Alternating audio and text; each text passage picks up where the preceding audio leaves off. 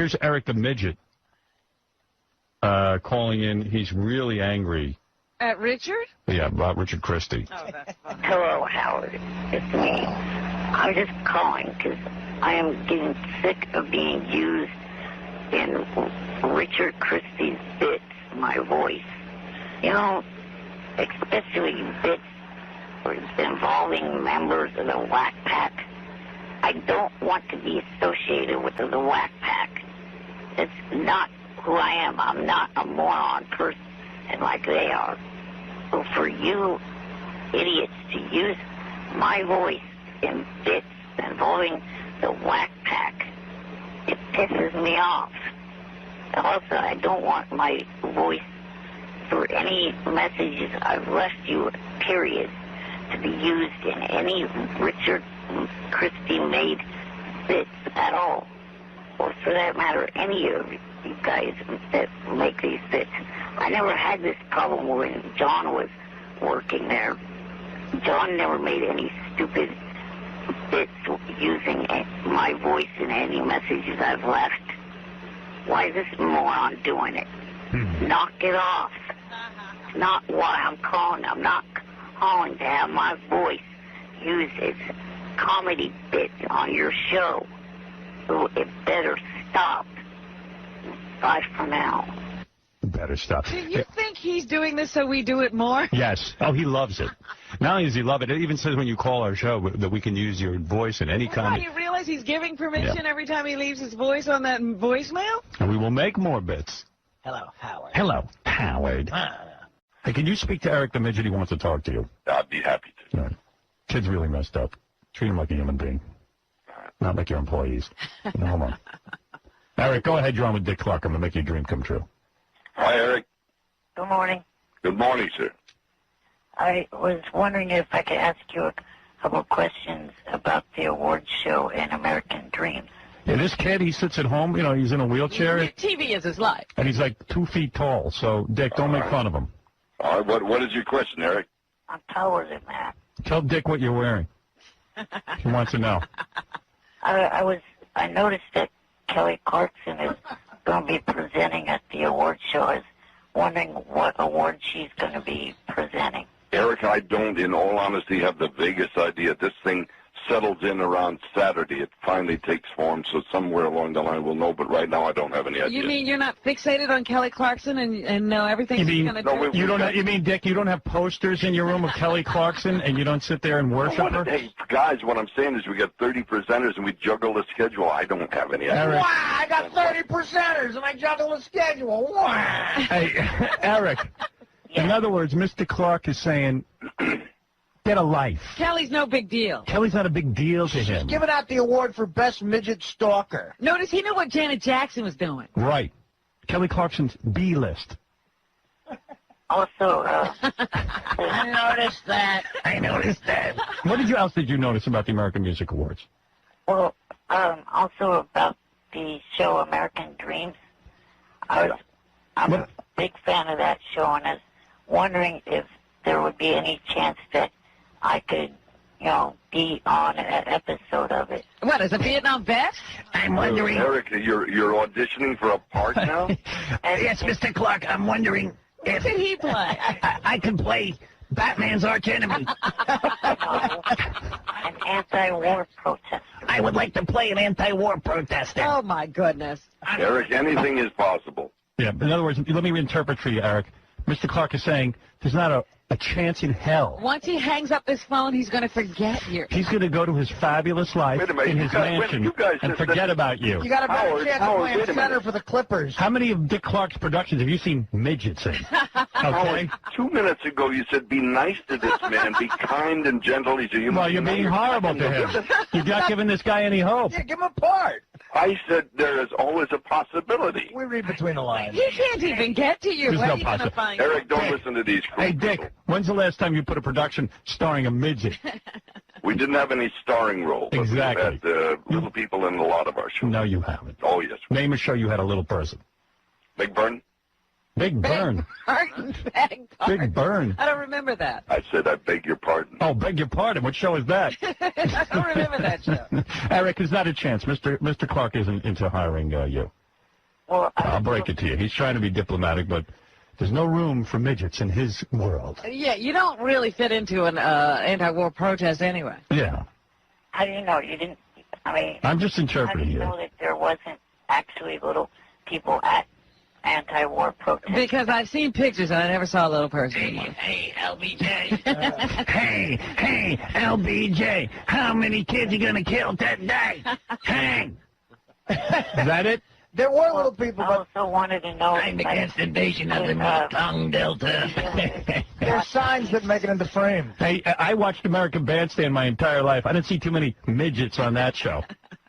Right, Dick? No, not many. See? I know where he's I at. didn't see any midgets doing the twist. Now, you want to talk about midget stuff? You come to me, Eric. I'll cast you Yeah. some stuff. This you might be able I'm to all do. about little people. I also wanted to know if I could go to the AMAs.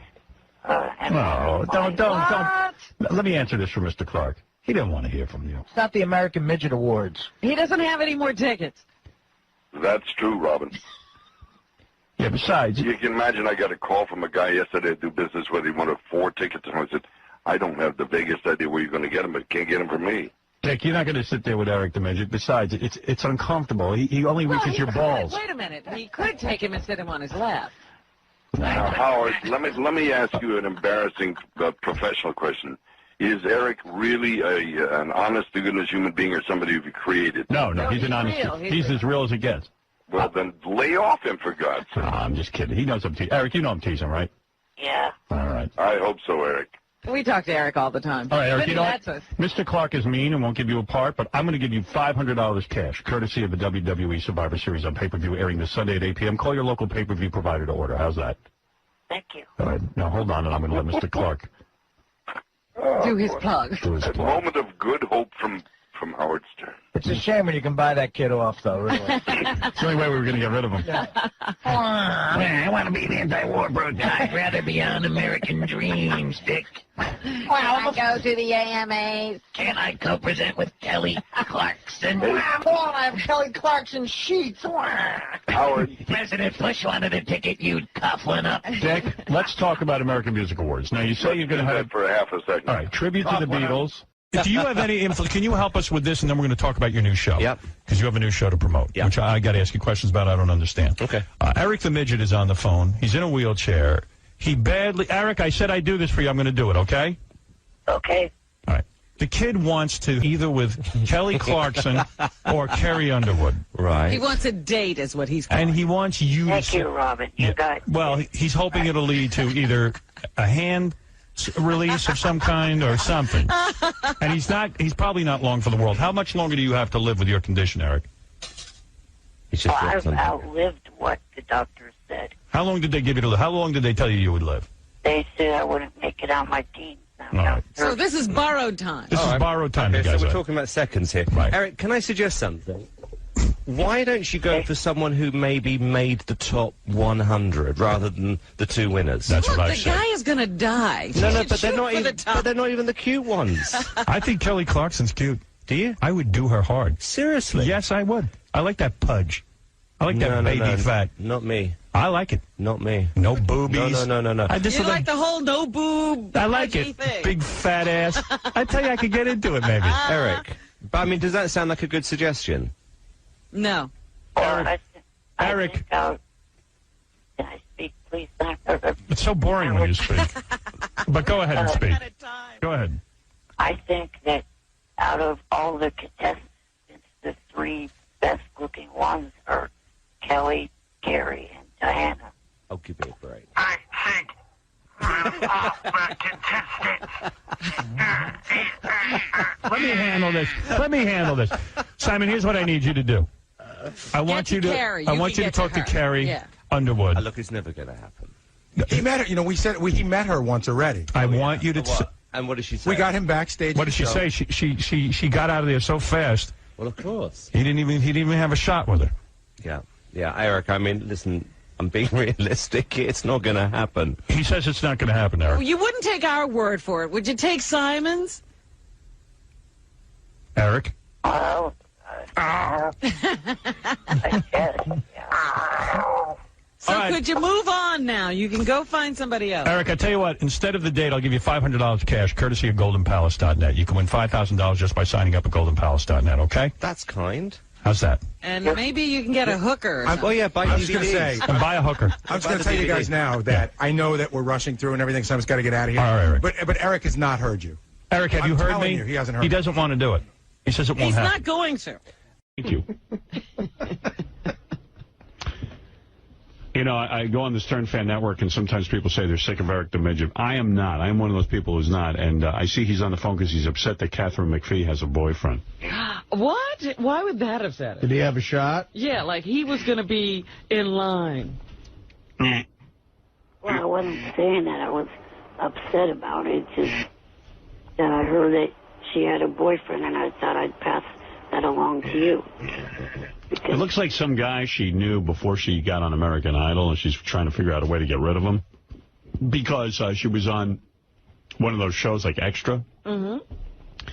And they tried to ask her about a boyfriend, and she was kind of like, well, you know, I'm single because, I mean, I don't have a ring on my finger, and every girl's single. You know, she was like trying to downplay it. Yeah, I think that guy's going to be gone pretty soon. Well, Eric, maybe you do have a shot. Of course I do. Well, last year, Carrie Underwood had a college boyfriend until she got into Idol, and now she's single. Of course.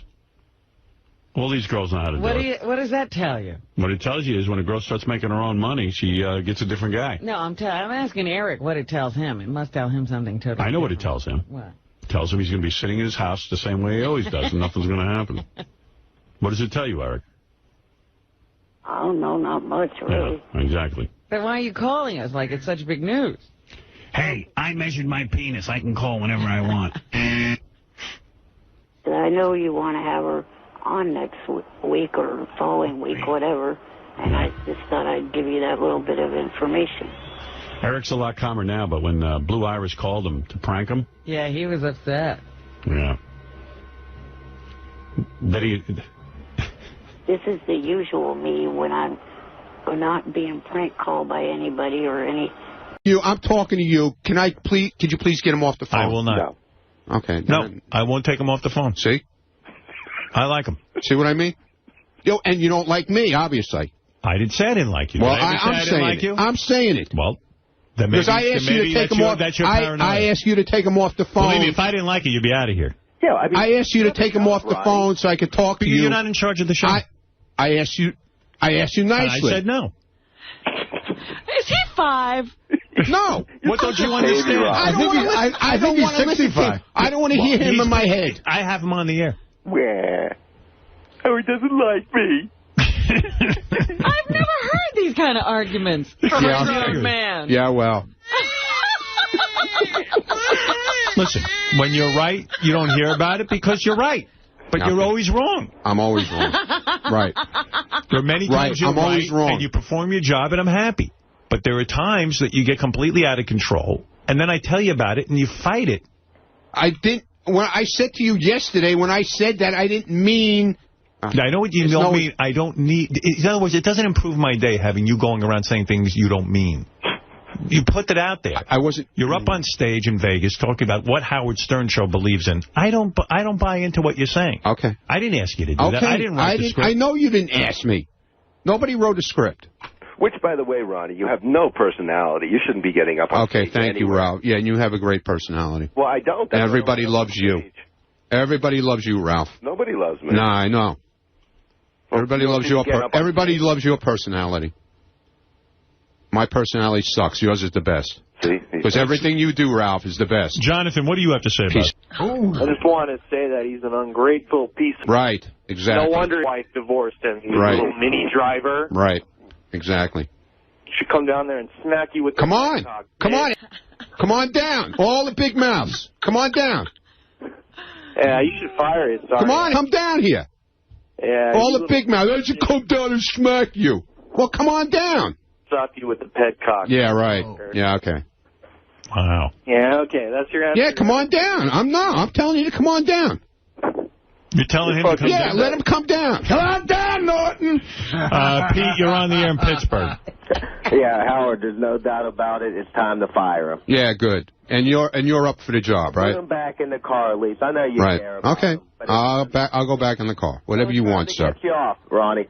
You know, listen to the way you're talking to your boss. I mean, I think Howard could kick your ass in reality. I've met you before. You're not that threatening, buddy. I wasn't trying to be threatening, was I? Did I try and threaten you if you met me? Did I try and threaten you? You haven't aged very well. If you take a look, you're not a good. You know, look, you're not that guy who can pick up women anymore. Okay, fine. Get into reality, right. You're right. You left your wife. That's where you ruined life. Right. Okay. You had a good woman. You cheated on her. Right. You got into the celebrity lifestyle. Okay. And now look. Well, you don't know anything about it. What do you know, asshole? I have to defend Ronnie on that. What the hell? That's yeah, what do you know? Fuck your wife when you left her. Yeah, good. Come on, get out of here with that. Dominic, go ahead. You're on the air. You guys are off topic now. Getting ugly? It's getting ugly. Yeah. No, first of all, I think you're missing a point, Ronnie. Howard is not saying he doesn't love you or care for you or do anything for you. Dominic, I'm not going there with that. That's not what I'm going for. No, you're missing it, Ronnie. What he is simply saying is that you don't represent him with a show. Right. That's what he objects to. And yes, he does have your back. You know how he has your back?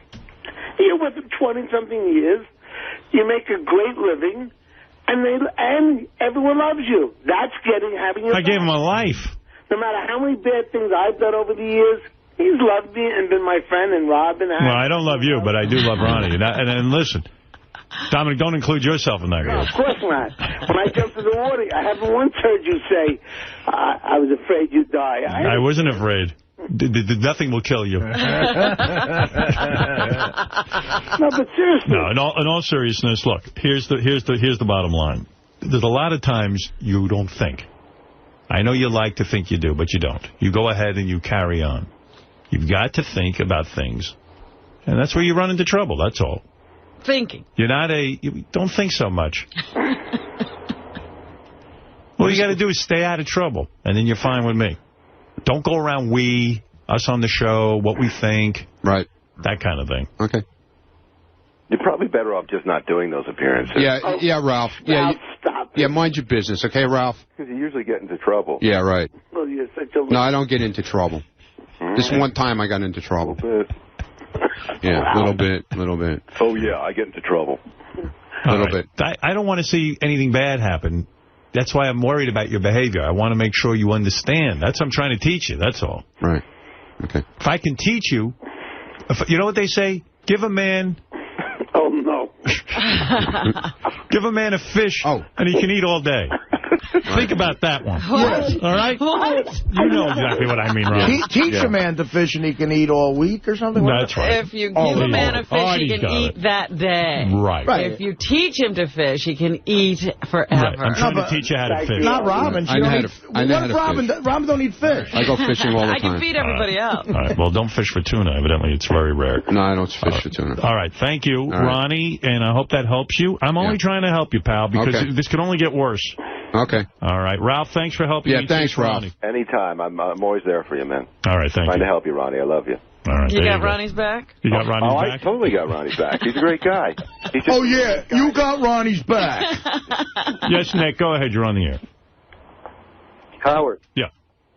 Hey, you know, Ronnie's amazing. Does he realize he's even out in Vegas at those stupid awards because of you?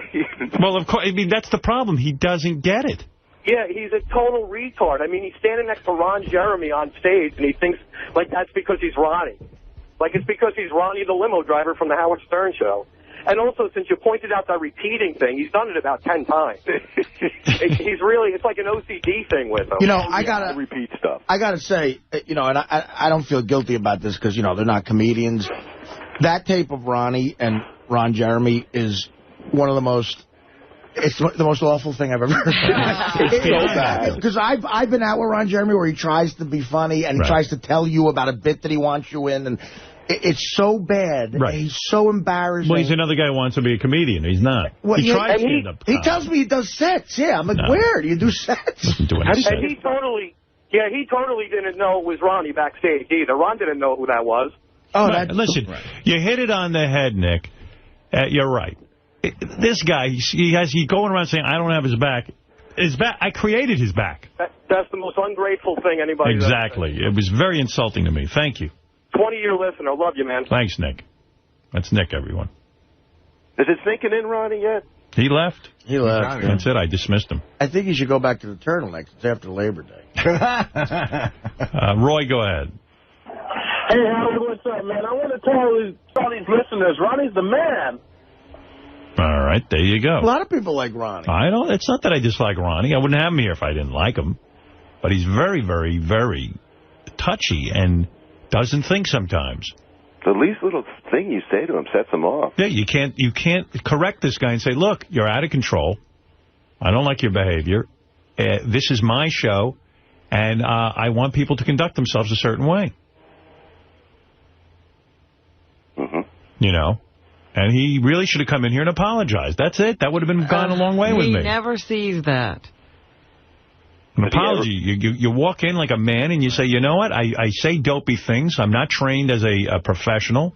I see your point. You let people piss in the streets, man. Yeah, I mean, what is that? Yeah, the most infantile arguments I've ever heard. Worst arguer ever. Yeah, you let people piss in the street. People do much worse things than I do. Well, it's not Ronnie, the district attorney. He's like a little kid. That's how I used to say to my mother, but all my friends do it. My mother would go, well, I'm not talking about your friends. I'm talking about you. I mean, it's unbelievable. But you let him get away with it. Yeah. You don't have my back. That's his back. I gotta have his back on everything. Whenever he's right, you never defend him. He's a 3-foot security guard. Yeah. You don't have his back. Yeah. I got a security guard I think anyone could beat up. And he's saying I don't have his back. How could he say that? You're I don't have him. I keep him on. Everyone towers over him. Well, this is exactly why he shouldn't be talking, because he never is understood. He says you don't have his back, and then he says, but I didn't mean that. Who else would hire him as a security guard? No one. Helen Keller wouldn't hire him as a security guard. She'd feel him and go, I need a bigger man. Quite frankly, nobody would hire him as a driver. He's not that good at that either. Oh, he's a good driver. Oh, come on. He's all angry when you tell him to do something. That's true. He has a terrible attitude. He does have a bad attitude. Bouncing you around in the back. You go, Ronnie, you mind if I go here? You don't need to go there. Why do you want to go there? Why do you want me to drive you? You know what it reminds me of? Helen Keller was feeling him. She goes, where's the top of you? Where's your top half? You know what it reminds me of? Like that kind of belligerence. Letterman used to do a bit called the NBC Nurse. And the NBC Nurse was just like this guy who looked like a union janitor guy. Yeah. A bitter asshole. So Letterman would go down and he would walk into the nurse's office, and the guy would go, what's the matter with you, Letterman? Would you hurt your back carrying all your money? Yeah, right. That's Ronnie. Oh, he gets so angry. When someone asks him to go somewhere, I can't get back in time. What do you want? Yeah, I'll drive you there. I'm afraid to ask him to drive me anywhere. Yeah, I'll drive you there. Ron, would it be okay if we went to a store? You didn't tell me about this until now. Where is it? I go, well, it's spontaneous. I feel like going somewhere. You didn't tell me about this till now. Yeah, it's the emergency room, Mike. Hey, Howard? Yeah. I had an accident. You know, somebody just reminded me, on the wrap-up show yesterday, we didn't pull this clip because I didn't think it was that big a deal, but Ronnie said he thinks that he irritates you so much now that he's trying to drive you as little as possible. Wow. That other guys drive you more. No, he irritates me more by not driving me because he's trying to stay out of your way. No, he's retired now. He doesn't even drive anymore. He puts guys sometimes in there. He could do the job. He doesn't even drive on weekends anymore. I know. Way to read a situation. Direct opposite. I hired him to drive me. Now he's too busy. He's got other people in the car all the time. Yeah. Got a whole team. Yeah, he's got a whole team. Team Ronnie. And you don't have his back? He doesn't even have to drive. No. This is a guy who's a driver, doesn't have to drive. He hardly drives at all. Apparently all he does is sit in the hallway. You're not kidding. You talk about a cush job. He's Minnie used to be a driver.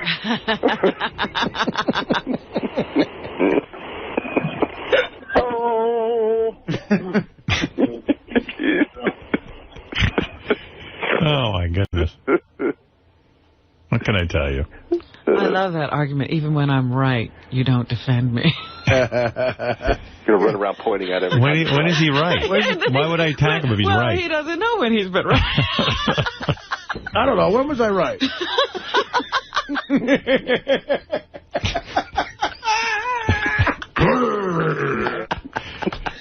He's angry. He's angry. He's angry. Very angry. Why is he so angry? He's as happy as a clam.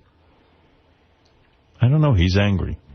Yeah, I'm jealous of Ronnie's life. He has it way more together than me. He seems happy. Robin, he sure does, Artie. No, but he looks good. Yeah, he looks good. He's in good shape. He's, he looks nice. He's presentable. He's, I don't know.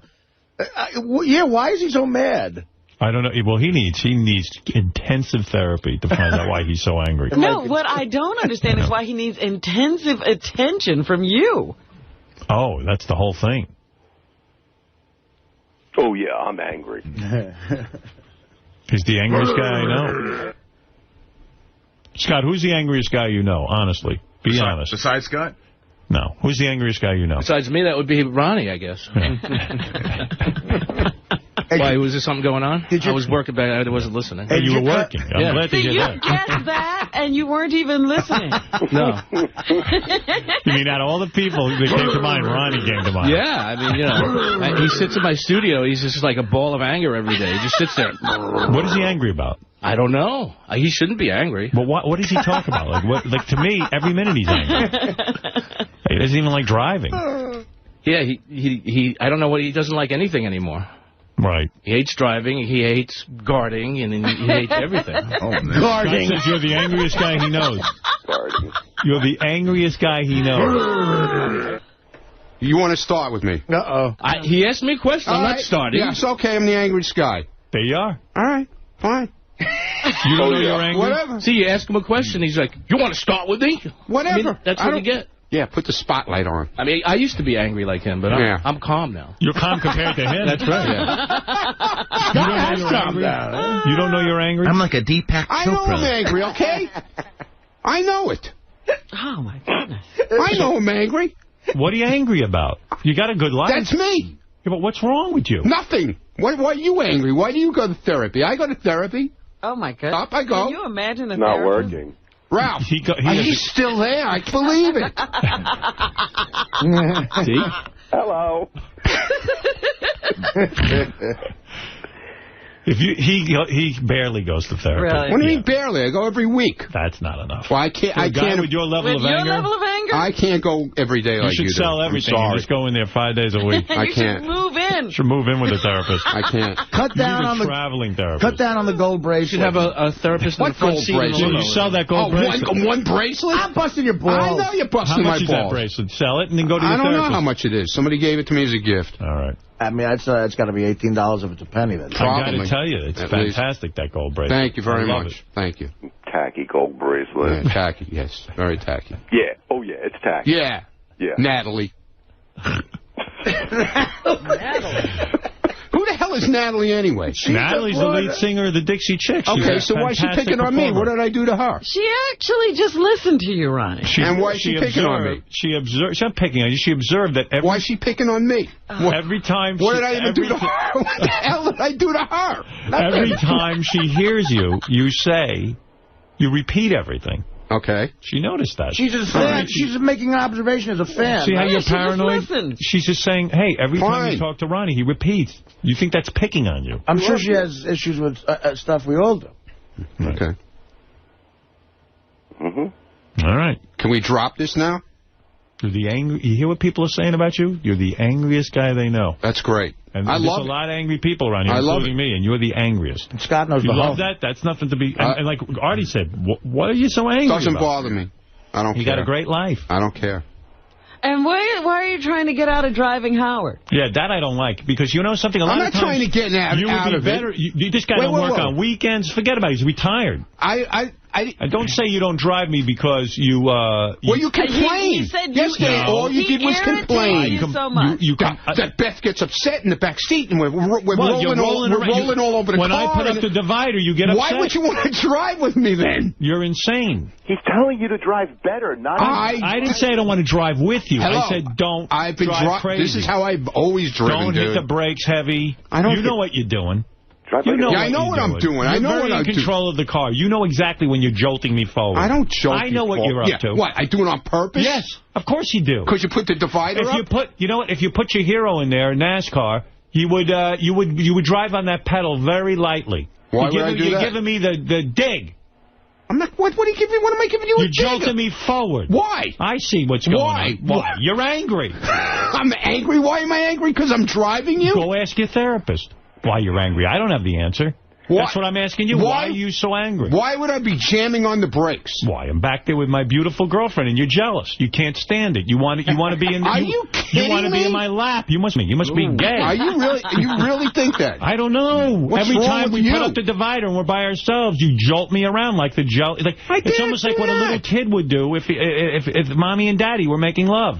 I have to get in between them. You got to be kidding me. You're aggressive. Passive-aggressive, It's your tantrum. Yeah. You don't even know it's my you're tantrum. doing it. Right, I don't know I'm doing it. Pull yourself together. What do you talk to that therapist about? Yeah. Don't worry about it. You should talk about this. Okay. I bet you they'll put you away if you tell them what you're really up to. They're going to put me away? Yes, I bet they'll he put doesn't you tell. right away. Maybe I need a vacation like that. I guess that's the only place you are right. You get to tell the story. I bet you he doesn't tell the therapist the truth, what his thoughts are. No, he tells his version. You hide stuff. No, I don't hide anything. You tell anything. her you wanted a shark with a baby's head in it on your arm? I never said anything with a baby's head. I was there with you. Ralph, you were there. No, I said bones. No. I have the bones with blood. The guy said to you, what do you want? He said, I want something like a shark. I was kidding. And I go, I'd like something in the shark's mouth. Something like a baby's head with blood coming out of it. You were not kidding. Ralph, was he kidding? I said it didn't really seem like it. And then I said bones. No, you got embarrassed when the imagine this, the tattoo guy goes, oh, please. I don't think I can do that. That's too disturbing an image. No, they'll do anything. They so tattoo guys' faces. and Ronnie goes, I mean, not a baby's head, bones. No. Did I say baby's head? I was there. You can't tell me I was wrong. I was joking when I said it. Joking. Yes, I was. There was no laughter. Just like, hey, baby's head in the mouth. You know, something like you were embarrassed to like say you remember that far you back. Went something like a baby's you remember head. that? Yes. I'll never. It's the most disturbing thing ever, next to the Holocaust. We all looked at each other like, what is this guy talking about? And you go, well, maybe something like a baby's head. And the guy goes, what?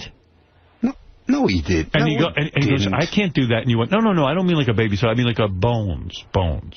I was there. I saw it. I saw it go down. I said, listen. What does bones mean? I even called the guy and said, bones. He said, is like this guy... the shark ate something. I remember you. And it's spitting out the bones with blood. I remember the whole time. Well, that's what it is. I didn't say anything about. I said baby's head joking around. I remember the whole thing. I didn't get a baby's head. I got bones. Dude, I'll tell you how much I remember about your first tattoo. Remember we're there, and the guy goes, I don't know if I can tattoo this guy. He's got moles. Yeah. And then I said, can you turn the moles make it look like the beach, and there was rocks on the beach? Do you remember that? Oh, God. I was helping you out. You talk about rocks having your back. Beach. He wasn't going to give you the tattoo because you have too many moles. And I said, can't you work with the moles and make a beach setting for the shark? He didn't make a beach setting. And then make the moles look like rocks on the beach? No. Did I say that? Yeah. Did I come up with that idea for you? And then he did the... Rocks on the beach. The moles became the rocks on the beach. Right. What beach? Well, he turned out... There's no beach there. No, there's otion, and it looks like shells.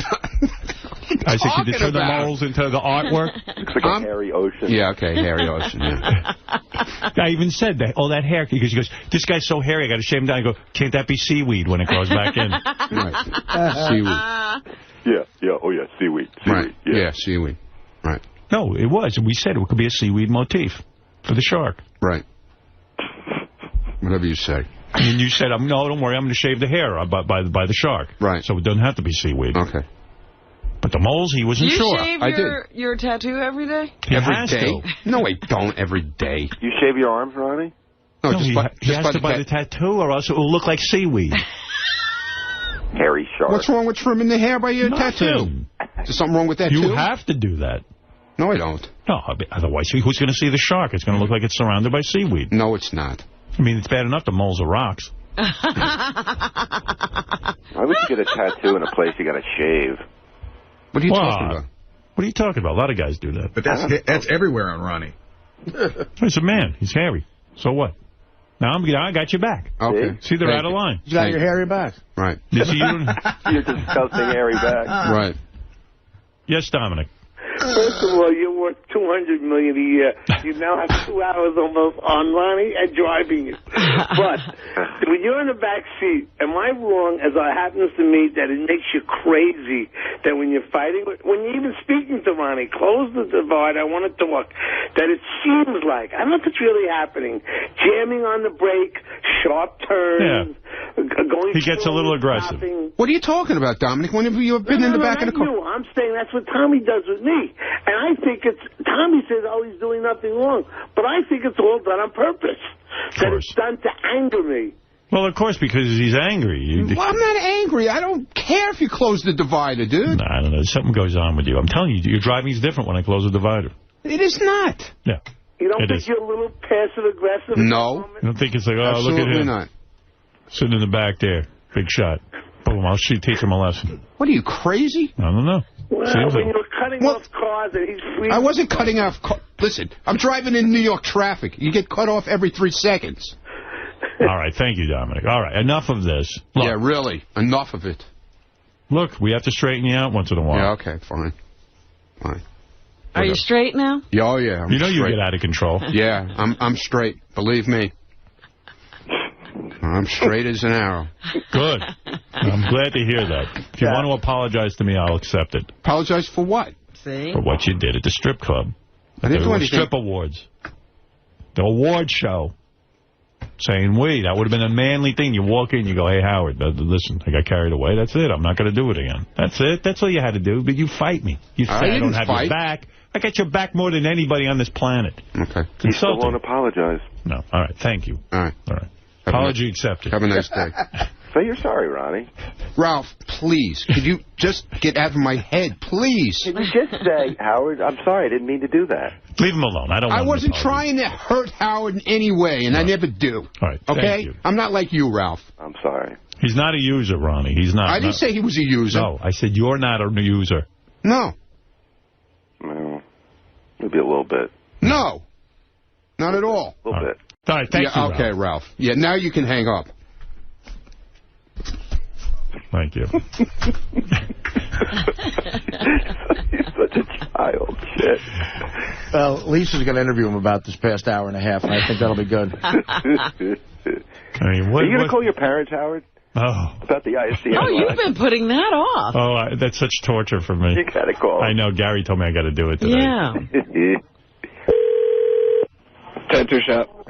I'm Scores Man. Hi, how are you? All right. Scores Man, got a tattoo. Hold on. Douchebag. Hello. Scores Man, got a tattoo. What can I do for you? What do I do? I'm Scores Man, you fool. What do I do? Yeah, I don't know who you are. I'm Scores Man, damn it. And I'm about getting drunk. I'm about having fun. I'm about having a good time. I'm about meeting girls. I'm about meeting guys. And whoever doesn't like themselves, because that's what I'm all about. I'm Scores Man. And that's what Scores Man is all about. 1531 highway, I got you in my pocket. Come on. Cocksuckers. Tattoo shop. I'm Scores Man. I'm taking care of business. I don't know who Scoresman is. Scores Man, got a tattoo. Yeah. I'm glad you got a tattoo. You come over here, fist in your face. Cocksuckers. You cocksucker, I'll beat your ass and put my dick in your mouth. Douchebag. Yeah, douchebag. All of you who are jealous of me. You're all jealous. You're jealous. You. Tattoo shop. Scores Man is about having fun. You don't like it? You can yourself. Big-ass cocksuckers. All right, well, thank you, Ralph. Okay, we have to take a break. We'll hang on the phone for that. We'll be back right after these words. What's this? Eric the Midget claims he hit a slot machine yesterday for $750,000. Really? You believe that? No. April Fool. It's April Fools. You know, they go up that high. Big April Fool's joke. April Fool's, Eric. I'm club fucking footed, you asswipe. I know. Don't start out like that. Let's be nice.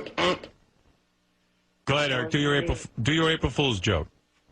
Not an April Fool's joke. You hit a slot machine for $750,000? It wasn't yesterday, but it was over the weekend.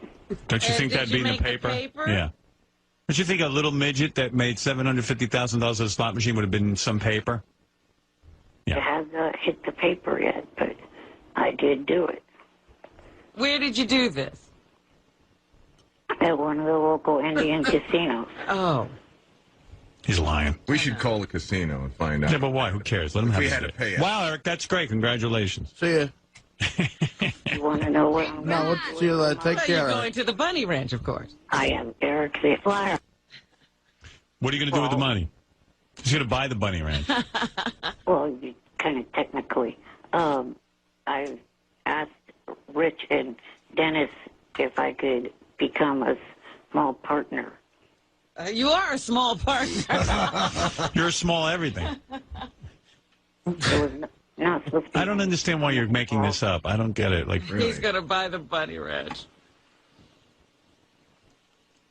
Who wrote this script? Johnny Fratto? No. Hey, I got a good idea. You should call that Howard and tell Tell him that you won a big payday at the casino. And you're buying into the bunny ranch. Got it? There's no joke to this. So, Nice. come Yeah, fly I'm yourself not to laughing. New York. And let us see this new big spender. Johnny thinks I'm wasting my money by doing what I want to do by, wanting to partner into the bunny ranch business. Eric, I got to go. Congratulations on the $750,000. Did you talk to Dennis about partnering? I just said that I did. Mm-hmm. What does Dennis say? We're going to have a meeting about it on the phone today. Myself and... All right. Well, have a good meeting and let us know how it goes. Okay, I will. All right. Thanks, Eric. Congratulations. See, now there's a guy who believes in something. He's willing to put his money. Believe me, I wish Eric did win $750,000. I'd be thrilled. But to put his money in the bunny ranch, he's doing that because he thinks he'll be able to get the girls all. You know what's great? I was going to give Eric $1,000 because I had this sponsor that wanted to give it to me. Now I don't have to give it to him because he has $750,000. Yeah, give it to somebody who I'll needs give it to it. someone else. Okay, Eric. So no $1,000 for you. Okay. All right. Thanks. Bye. Give it to Richard. Do you believe any of that? No. No.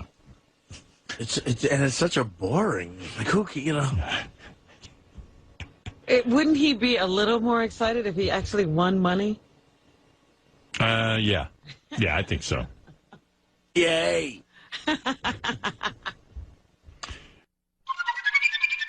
Eric the Midget. It Yes? was an April Fool's joke. You were right. Resent the fact that you didn't think I came up with it, that you Johnny came up with it. It's all an idea. Well, it was a bad idea. You ought to not want credit for it. I was trying to get you off the hook and blame it all on Johnny. Eric, it was the dumbest, stupidest, lamest joke ever. Eric calls up and tells us he won $750,000, and I go, "Well, it's April Fool's, right?" So Eric, the idiot. It wasn't. It was just lame. No, it wasn't. Who do you think? Who would fall for that? Eric, the retard. So I tried to help you out and blame the bad joke on Johnny, and now you're blasting me for that. Yeah. Did anybody fall for it, Eric? I don't know. No one did. No. And then Eric, the shithead. he was buying interest in the bunny ranch. Right. You're still not sure that it was me that came up with it. Will. All right, you came up with it. I believe you. Bye. Nobody gives a fuck. Bye. Eric, the completely All right, Eric, thanks. unfunny midget. Thank you. Are you still offering that $1,000? No, you missed out. I thought it was for real. That's how bad your joke was. You ripped yourself off of $1,000. Right. Eric, the stupid midget. Thank you, Eric. Bye, Eric. All right, that's Eric the Midget, who, by the way, is going to supposedly have a meeting at some point with one of the producers of The Bachelor. And I don't think it's happened yet, but I think that's an April Fool's that ain't. joke. I lined that up. At least it didn't seem like an April Fool's joke. It was, I think, in February that happened. Hey, Eric. Eric. Hello. Hi. Let me pause my TV. What are you watching? Sounds like he's watching American Idol playback. Yeah, it's No, I was watching the Country Music Awards from the other night. Oh. I was calling to ask if you caught the new show that one of your favorite actresses, Amber Tamlin's on. Oh, that new show. Did you see it? The Unusuals, isn't that it? No, Or is I it didn't the see other it. one? Is she thin now or is she fat still? Who's Amber Tamblyn? Really? She No, was she this, looks good. she was on the TV show. Joan of Arcadia. Right, Joan of Arcadia. And I used remember to the watch show. That. Yeah. He loved that show. Another girly show I used to watch. My TV taste seems to be very feminine. But she's on this new cop show. Yeah, I haven't seen that, Eric. Is that the Southland, Eric? Or is that No, Or is it- Southland tonight. Is it the Unusuals? Yes, it follows Lost. Would you say, Eric, that your main sort of thrust in life is watching television? Yeah, that's part of, what I do a lot. How many hours a day do you think you log into watching TV? Oh, It's got to be at least 8, right? yeah, probably. Yeah. And would you say the people on TV are your friends? No, I wouldn't say that. I would say, though, that, like, first of all, he can't go, it's hard for him to, like, work out or do anything like that. So, basically, TV's become his whole life. That, and I guess, do you read at all? I read stuff off the internet mainly. Yeah. About TV? Yeah, entertainment stuff and other news things that if they catch my attention. Thank God for television. Yeah, it's TV and wrestling, basically. Yeah. Thank God for it. I mean, really, what a guy like this going to do all day? What do you do all Well, day? think about it. It's back when people had afflictions like this in the 1800s and stuff, they would read, I guess, or whatever the. Or they wanted to die. Because there was nothing. A lot of times they would die. Or they'd be in the circus. Right, but television you're right, is the perfect invention. If Eric was alive during the 1800s, he would have been in a circus. Or, Exactly. Right. or he'd been one of those guys who, like, maybe, they had him, like, in a corner for the blacksmith shop, and maybe he, like, made horseshoes or something. Right. It'd be like, see, Turkey Boy, or something. Right. Put him in a costume. See the incredible freak.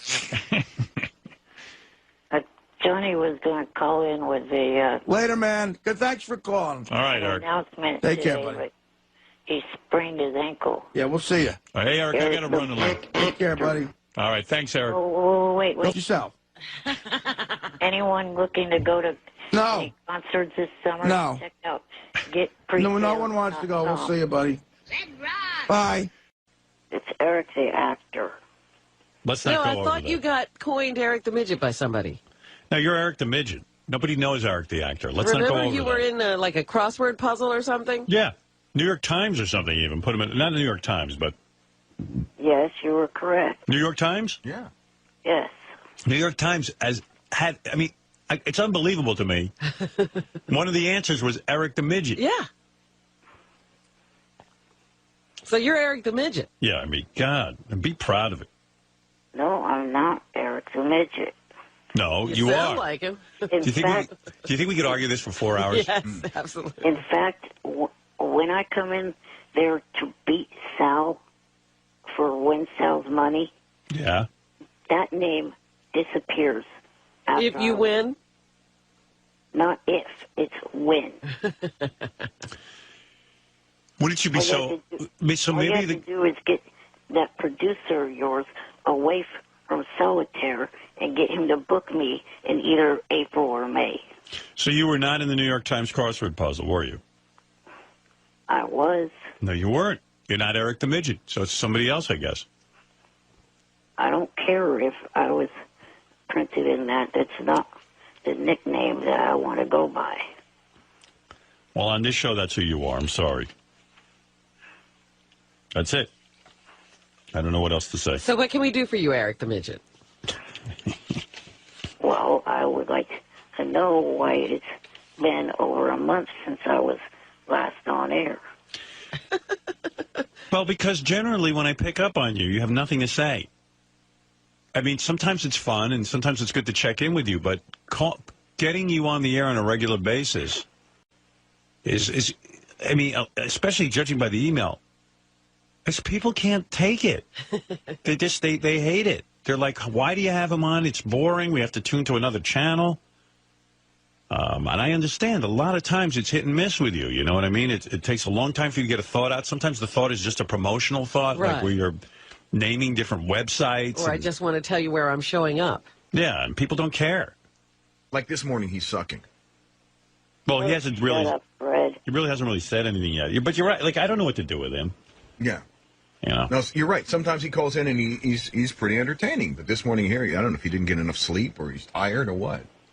You know, Fred, in a voicemail that I left last night, I agreed with you and Robin on that rocker guy. That guy sucked. You're right.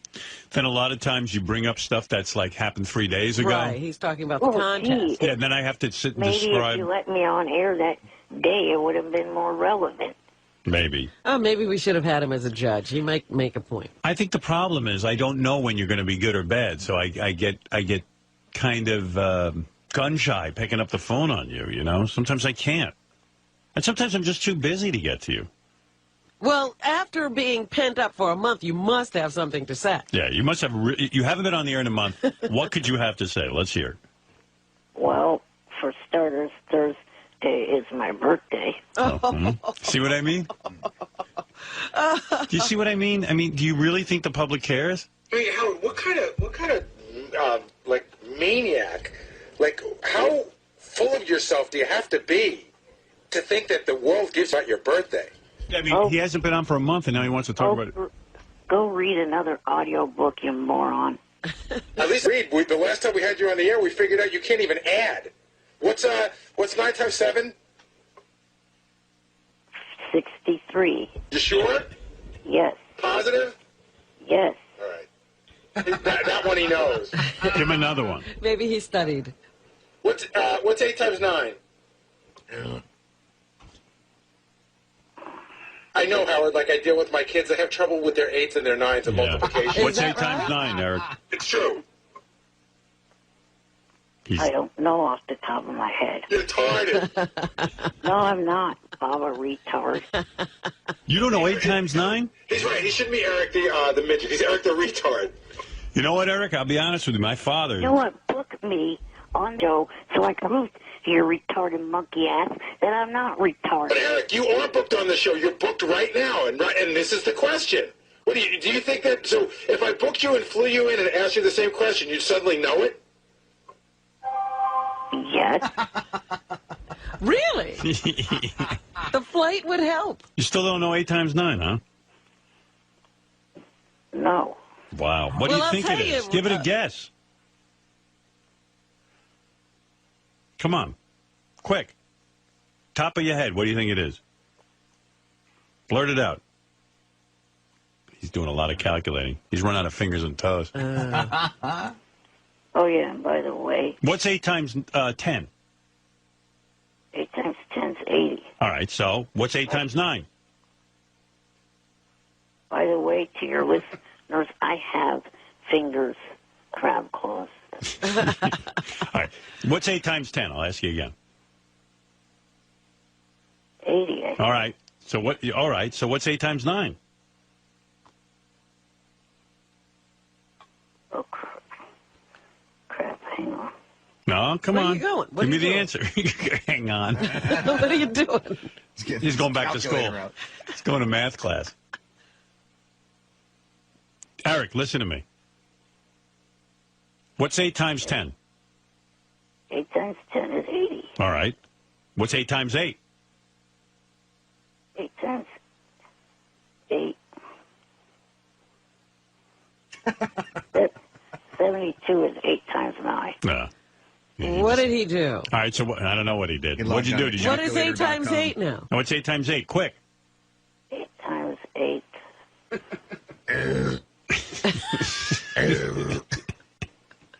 He's got a calculator or something. Yeah, he's got the computer on or something. See, this is a good agenda. Well, he comes here. He wants to come here to compete with Sal. That's not going to prove that you're not a retard if you beat him. Right. Sal's a retard. You're both retarded. No, I'm not. What's 8 times 8?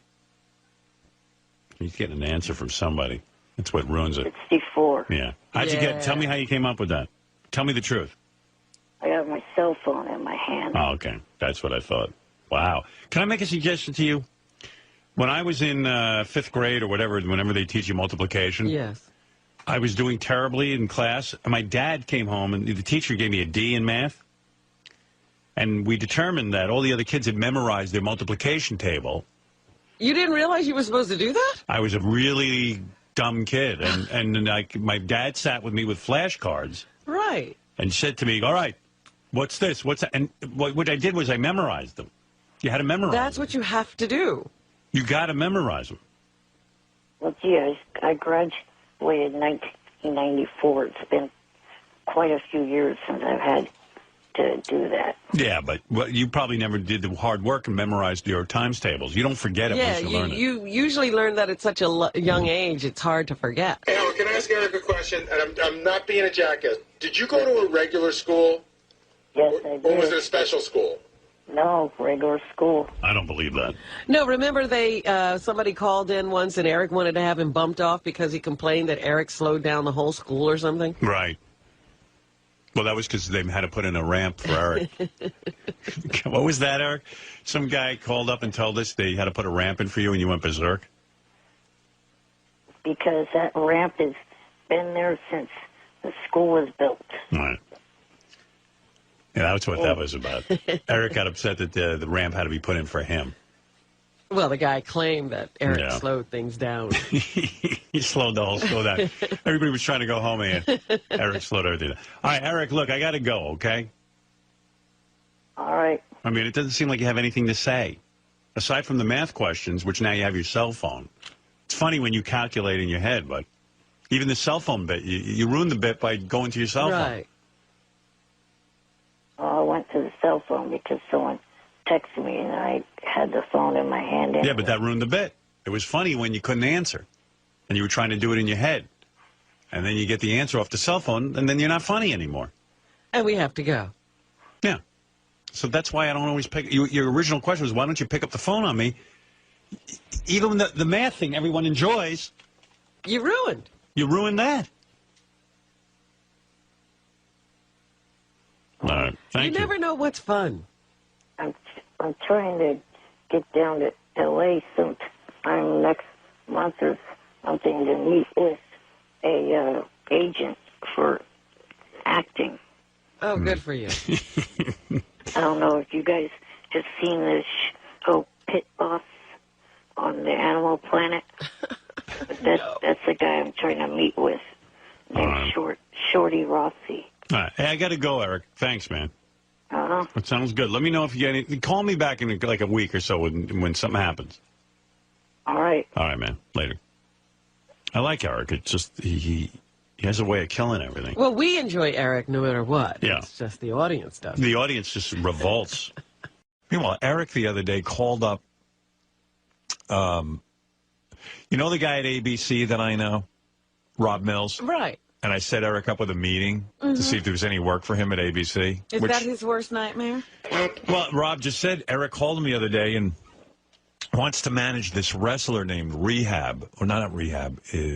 What's the guy's name? There's a guy on The Bachelorette who's vying for this girl's attention, and he's a wrestler. Right. I saw last night's episode. Oh, yeah. Okay. So you know what I'm talking about. Yeah. He wants to manage that wrestler. Probably that guy already has a manager. Yeah, I would think so. Eric has absolutely no background in managing anybody. And this guy's already been discovered. Eric's acting like he discovered something. The guy's on a TV show. Yeah, Eric, the guy's on a TV... Eric, why'd you call Rob Mills and ask him if you could... What's that wrestler's name? I forget. What? You idiots get anything straight. Rob wrote me a note. Well, he was the one that came up with the idea for me to manage him.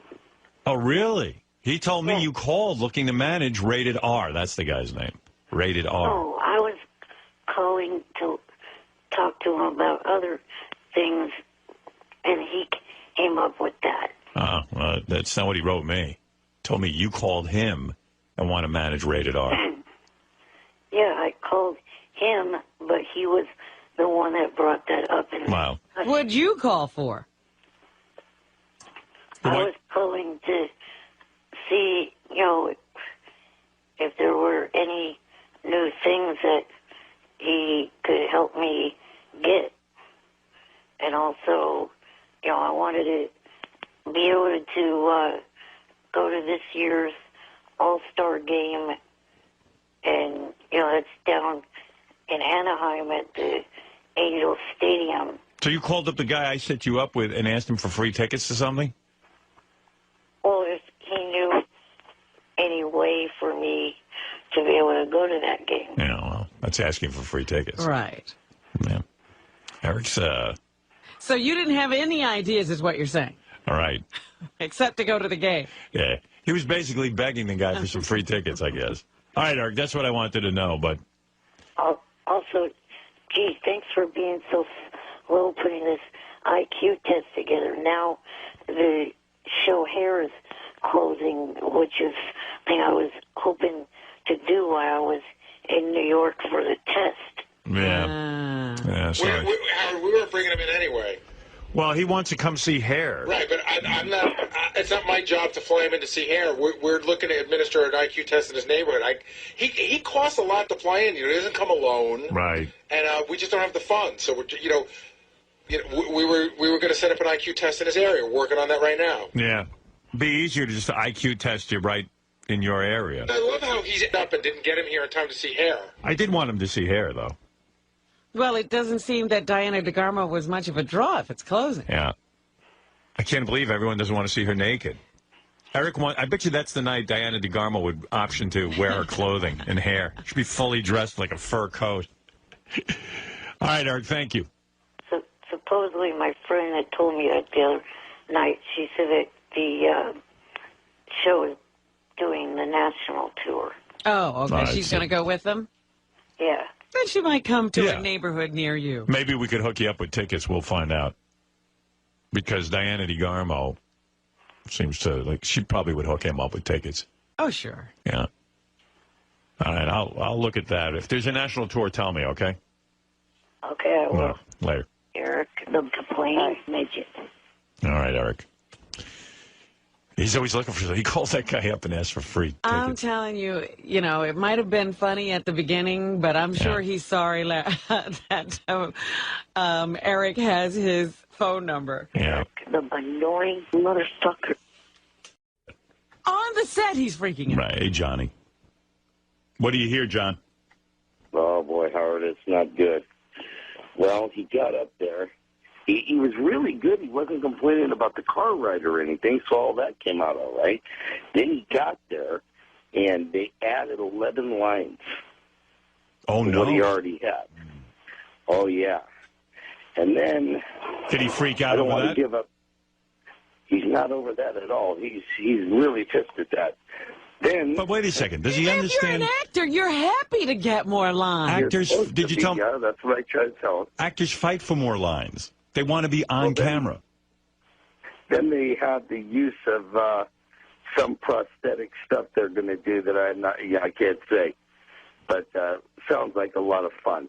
And, of course, that's going to take a little time to put him in it. So Is he freaking out about that? He's very pissed off about that. Oh, he's no kind of actor at all. I don't think acting is... And network people will be torturing him over that.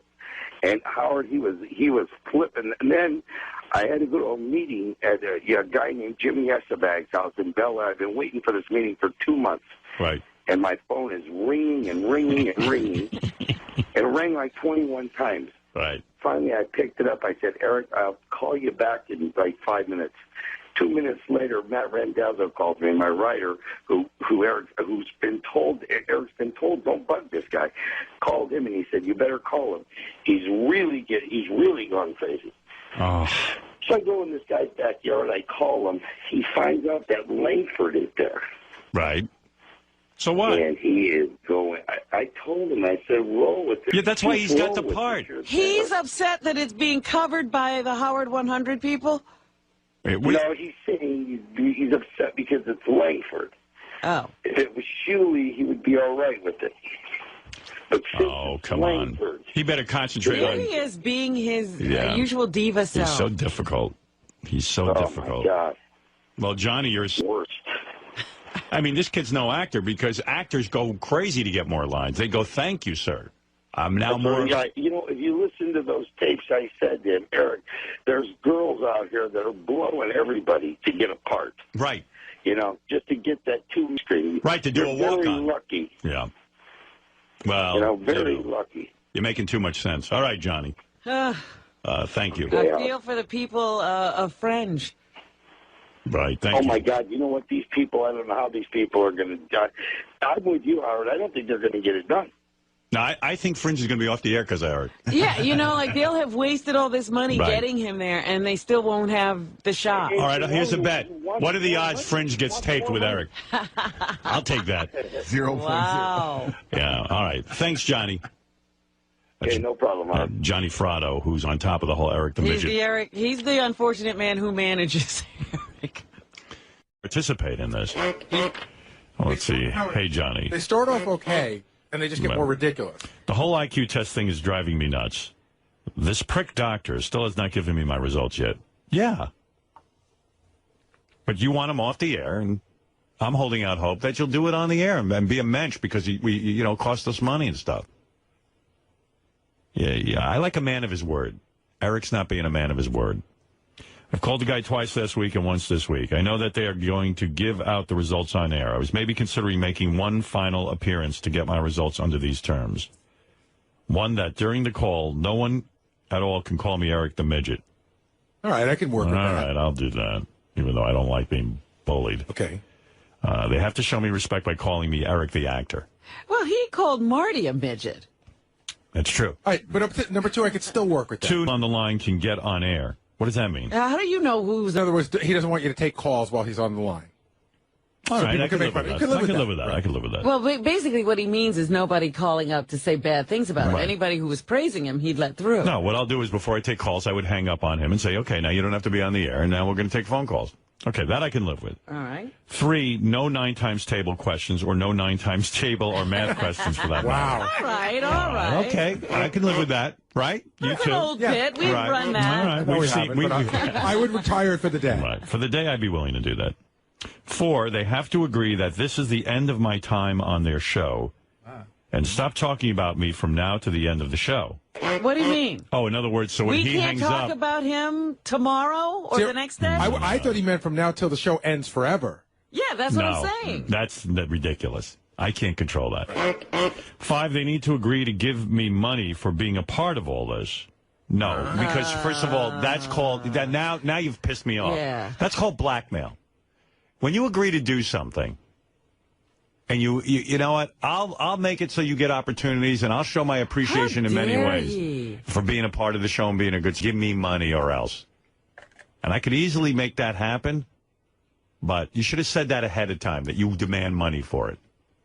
But, you know, this whole, I mean, how many TV shows, how many access to things that he really loved doing, the Bunny Ranch visits, He's ungrateful. He's Sure. ungrateful. Eric's just being a class A. You don't do that. I have never wanted to take him and shake him before. Now I can see myself dragging him out of that wheelchair and just shaking him. The 6th and final will be that they tell me what the latest offer for an acting gig is. Yes, I absolutely would have guaranteed. But we won't help you get it. Well, I will absolutely tell you that because I'm a man of my word, and I told you I would. See, I have no problem keeping my word. That's why I made my argument that I can be Green Lantern, because I am honest to a fault. If I tell you I'll do something, I'll do it. Yes, but you're not. You would have to say, I will not be a superhero in every... Well, that's a different discussion. We know I'm not Green Lantern. If it means my life, I'm not going. Right. I'm not a hero.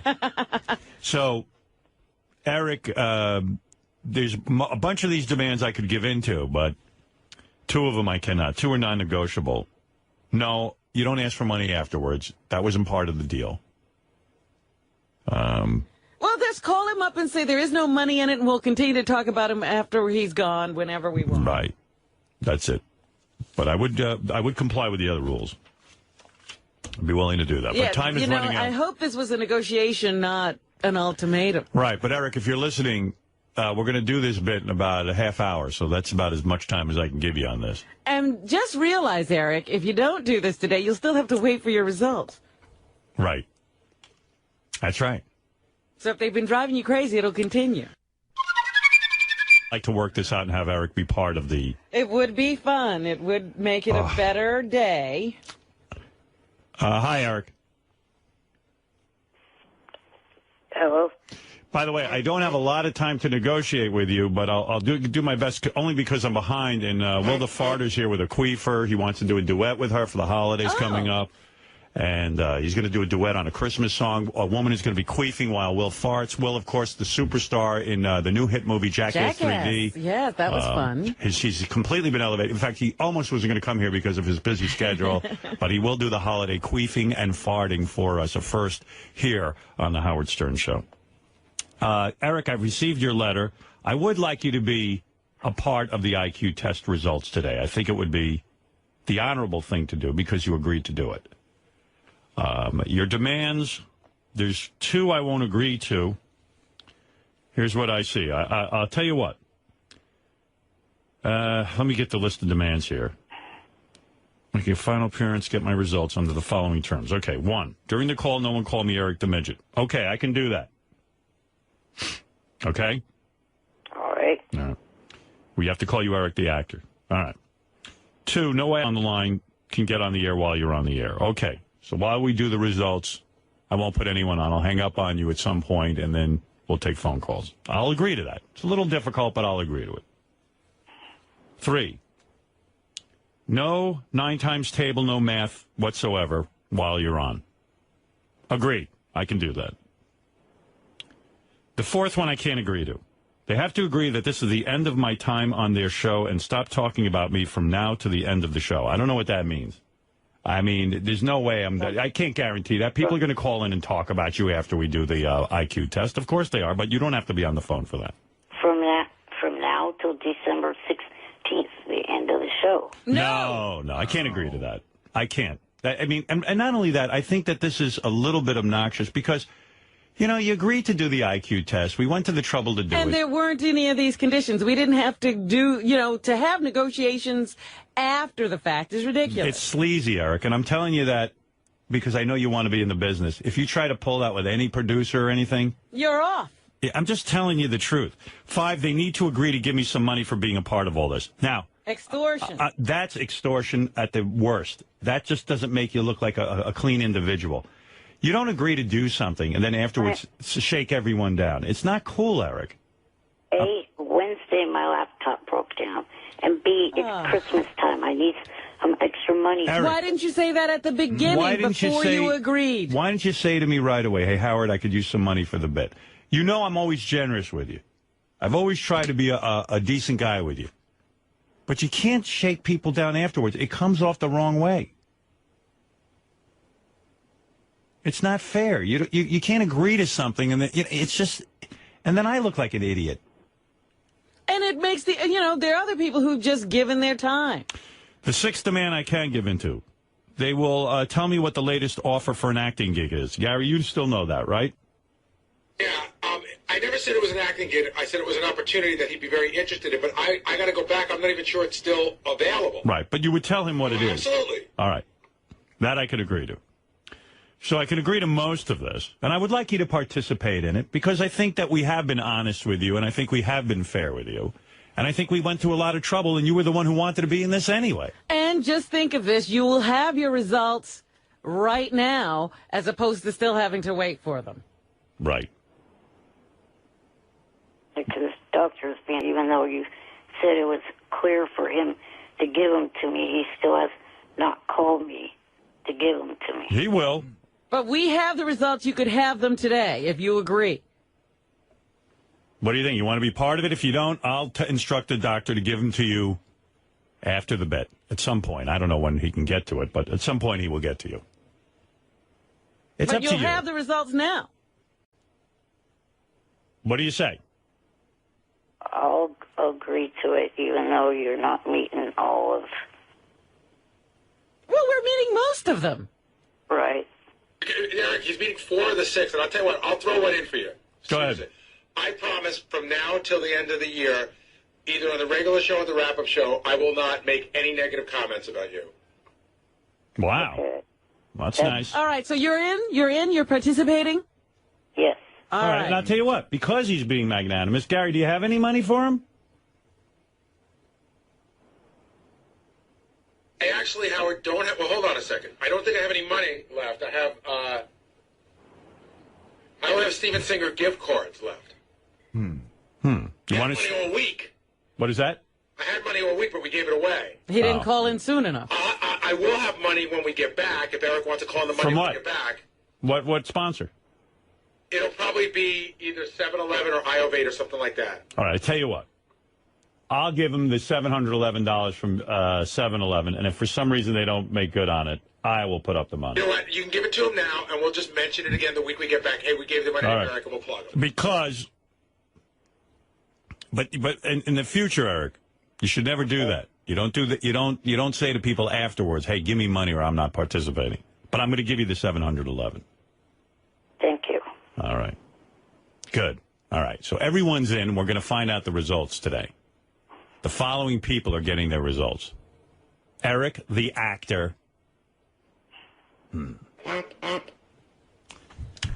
Eric, the actor. Give me the list of people. Will the farter. Oh, yeah. Will the farter is in on this. That's why you see.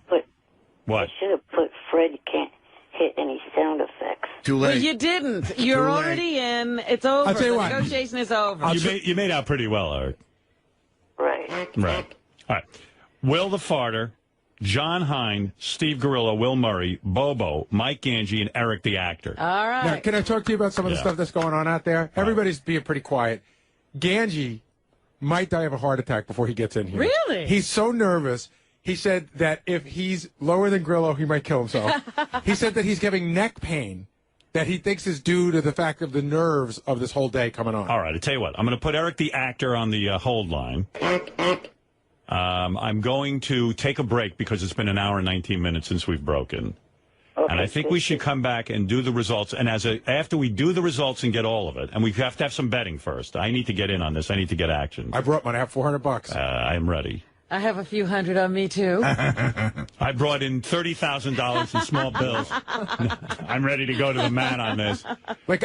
This is going to be a tough. This is going to be a very tough IQ test. It's not the same. It's not so easy as the first one. Like, I think an interesting bet is, will Eric the actor beat anyone? Okay. And you get money for that. Or I got Will the farter versus Grillo. Eric, do you think you could beat Will the farter? I think so. Hey, and by the way, a good contest. Howard, you got to get Will the farter in here because Will the farter is absolutely positive. He thinks he's a genius. I think he's willing to bet money that he absolutely is smarter than Will Murray. Really? Absolutely. He knows that in his heart. But he also said he could beat Scott DePace's 122. Yes. Eric, you think you could beat Bobo? Yeah. I say Bobo and Eric. Do you think you could beat Will Murray? I don't know. All right. Here's one for you, Howard. Will Bobo or Sal, even though it's the old one, will Bobo be higher or lower than Sal? Bobo will be lower than Sal. Really? Yeah, what was Sal? What was 102. Sal? 102? Bobo will be lower. I say Bobo's in the 90s. Wow. Is Bobo here? I hope. Yeah, I think so, right? I'm sure everyone's here. But let's start. Why don't we get everyone? Go to a break. Okay, let me take a break. I'll get everyone in here. Eric will be on the phone, and then we'll let some betting go down. Yes. Who knows? Eric might take some of his $711 and Do you think anybody so it's John Hine in there too? Right. Did someone beat Scott DePace? That's the bet. That's another good bet. No. What, Scott? No, they will not beat me. What if Eric the actor beats you? Oh, God. You say there's no chance of him beating you. Then that just ruins the test. Oh, it's the test that'll be wrong. All right, Eric, I'll put you on hold. Okay. All right. Isn't this fun, Eric? See how much a good time you're having? Yeah. And I'm proud of you. See, now you're a man of your word. Yes. A man only has one thing. His word. I read that last night in my... What, are you reading the Bhagavad Gita? No, fortune cookie. All right. Eric, hold on. All right. So enthusiastic. I know, you're trying to, work up some energy over this? All right. Eric the actor, everybody. He's with us. That's right. All right, we will have the results. We will all have betting and fun right after these words. Yeah, I mean, I don't want the crazy hateful negativity, but I can't it can't be all beautiful either. People have to be. Why can't you just get rid of it? Get rid of the website altogether? Yeah, close it down like you did, like Eric and I were talking about. Keep it closed forever? I could just go to Facebook. I guess. I mean, like, why even try? Like, why, why, like, you've done it now. Just get rid of it. Howard, they're going crazy. Well, so what? You know who's going crazy? They're all my haters. Me, they're emailing me. Everybody's like, what are you doing? All out there are doing that. Let them twist on the wind. There Bitches. are actually much worse people out there. Like, we've gotten rid of a ton of, like, the craziest of the people. I was so happy. And those guys have, like, another website where they, like, just talk about how bad it is that I don't let them talk freely. Right. They're the people that think I'm too controlling. You know? Please, and then, you're not controlling enough. Like you that think that I'm not controlling enough, so I'm always like in that middle. Those people are my little monsters, like Lady They Gaga. are. But no, they're real monsters. Yeah, but they're monsters. Like, it's not affectionate. I go, oh, those are my little monsters. Well, you know, like when you guys get into a fight and you're arguing with one another, well, on the site, everybody takes a side, and then they continue that fight. Well, that just goes on, and everything lives forever. I know there's fights, and then anytime my wife does anything for charity, they pick her apart, say she's ugly, and it drives me crazy. They go, she's ugly. I mean, none of those guys, a girl that's halfway as good looking as her. Half of them think that this is like a great joke. And the other half of them, I don't know why they're doing it when they pick on Beth. But yeah. I'm like, and I even said to Beth, I go, you're one of the hottest chicks I ever met. And I've met a lot of chicks. She goes, yeah, but your fans are so mean. I go, I know it's embarrassing to me that my fans are so, like, they're my, like, Mariah Carey's fans don't sit there and goof on Nick Cannon. Yeah, I mean, leave that to other people, my fans. I mean, it's hardly. Your fans are horrible. It's false advertising. It's not this. I called them wolves one time. Yeah, my little wolves. Yes, and that is more accurate for your guys. Yeah, well, keep it closed. Come on, man. What do you need that for? I could keep it closed. There'll be just another site that sort of takes my spot. So let him do it. Let him do it. Be done with it. Okay. What do you need it for? I guess I will stop working on what I've been doing for the past day. Well, do whatever you want to do, I guess. Yeah, I mean, I can't tell you what to do, but Eric and I are happy for one, and I suspect Johnny Fratto's happy. Well, Eric's happiness is number one on my priority list. All right. Thank you, Mutt. All right, you have a good one. There he is. Mutt says he's not closing it. He's working on something new. Revamping. He's revamping. Get a new logo. That one looks like Jackie Martling lettering. I've fallen in love with that logo, but I will find a new one. All right. Thank you, Mutt. That's Mutt, who he's at a crossroads, it seems. Well, all you got to do is just change, like, the stern, you know, the S. The S could stand for, like, stupid fan network or something. Yeah, because I feel like an idiot when I read it. I tell you, it's crushing. I haven't read it in years. It's crushing. Right. I mean, it's just overwhelming. If I read that every day, I would jump out a window. Well, that's that cyberbullying that everybody talks about. You know, I was bullied my entire life, and then I became cool on the radio, and now I'm being bullied again. I can't get away from this. It's bad. It's bad. Stupid fan rant network would be good. You know what I mean? That way, it's not really. Not tied to you, yeah. Yeah, it's funny. I was listening. I was in my car yesterday, and I'm listening to the show played back, and I'm listening to the part where we're interviewing Johnny. And it's so fascinating to me to Nick. He had a father who was the head of the mob, and just listening to the stories and stuff, I get such a kick out of that. Like, it's crazy. And then my father would go, Howard, if you go on YouTube, you know what's kind of funny? What I always thought was funny is when you and Artie would do impressions of my voice, because you did an impression of my voice, and then you would do Kennedy's voice. Well, if you go on YouTube right now, you can see my father. You can actually see him going before Robert Kennedy, being questioned by Robert Kennedy. Really? And it's both voices. Well, you can also see my father. It's like, listen here, Mr. Fratto, I want to ask you a quick question. Yeah, what is that there question? I don't understand what you're saying. Here's what my dad said. He said, I respectfully decline to answer the question, and under the Constitution of the Fifth Amendment, I reserve my right to. But I was thinking about it. You never. How much time did you actually spend in jail?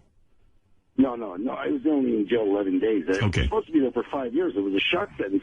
I didn't know I was going to get. I had no idea that judge was going to do that. I thought it was unbelievable. After 11 days, the judge let Johnny out of jail and then disappeared in Florida. Yeah.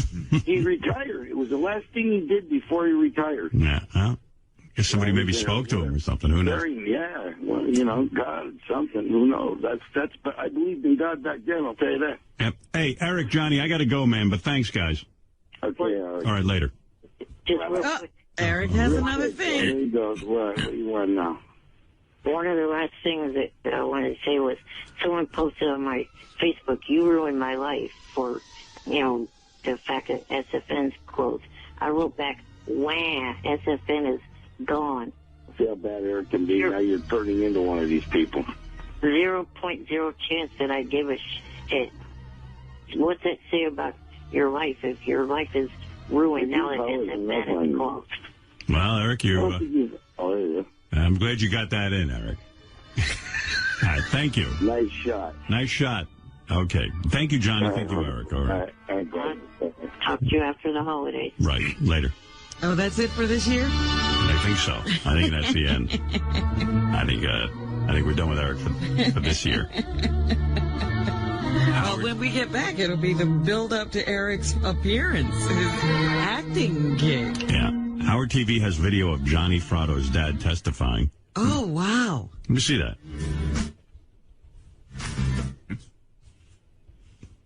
Well, we can't hear it. Well, they got something else on the... Fred can't pull it up. Yeah. You sure you're doing it right, Fred? Absolutely. Yeah, they got something else plugged in. You guys got to readjust your audio. All right. Okay, guys. Never mind. Thank you. Thanks for the help. So, it's funny. Johnny's dad looked like Vince Lombardi. Yeah, he looked like everybody else. No. How could he be a crook? You're not kidding. Things stupid like that. This is the devil may care me. Okay, that just brings up something. You know how you guys say that you will not stop making fun of my voice? Yeah. Right. Okay, I'll compromise with you on this. What are you saying?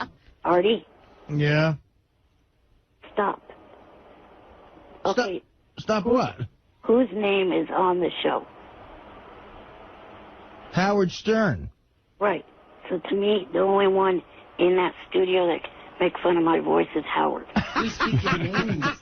How is that a compromise, you little douchebag? Because I'm at least letting someone do it.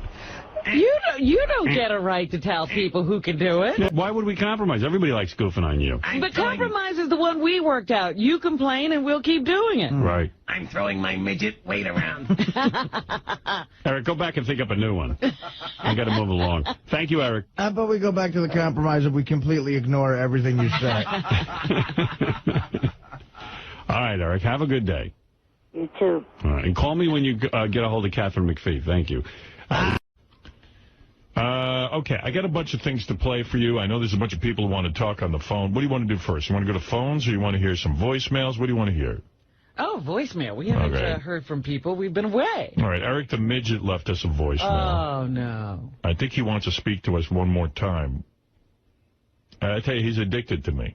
What is it he has to say for this last time? He's saying that a lot of the people who listen to this show are hassling him on his MySpace account and hassling his friends on his MySpace account. And but I would say that isn't that, I mean, I don't know much about MySpace, but isn't that where everybody puts their name up and asks to be contacted? Yes, absolutely. So if people are contacting you, that's what you want. You can't make everybody be nice. Hey, Will, it's me, Eric.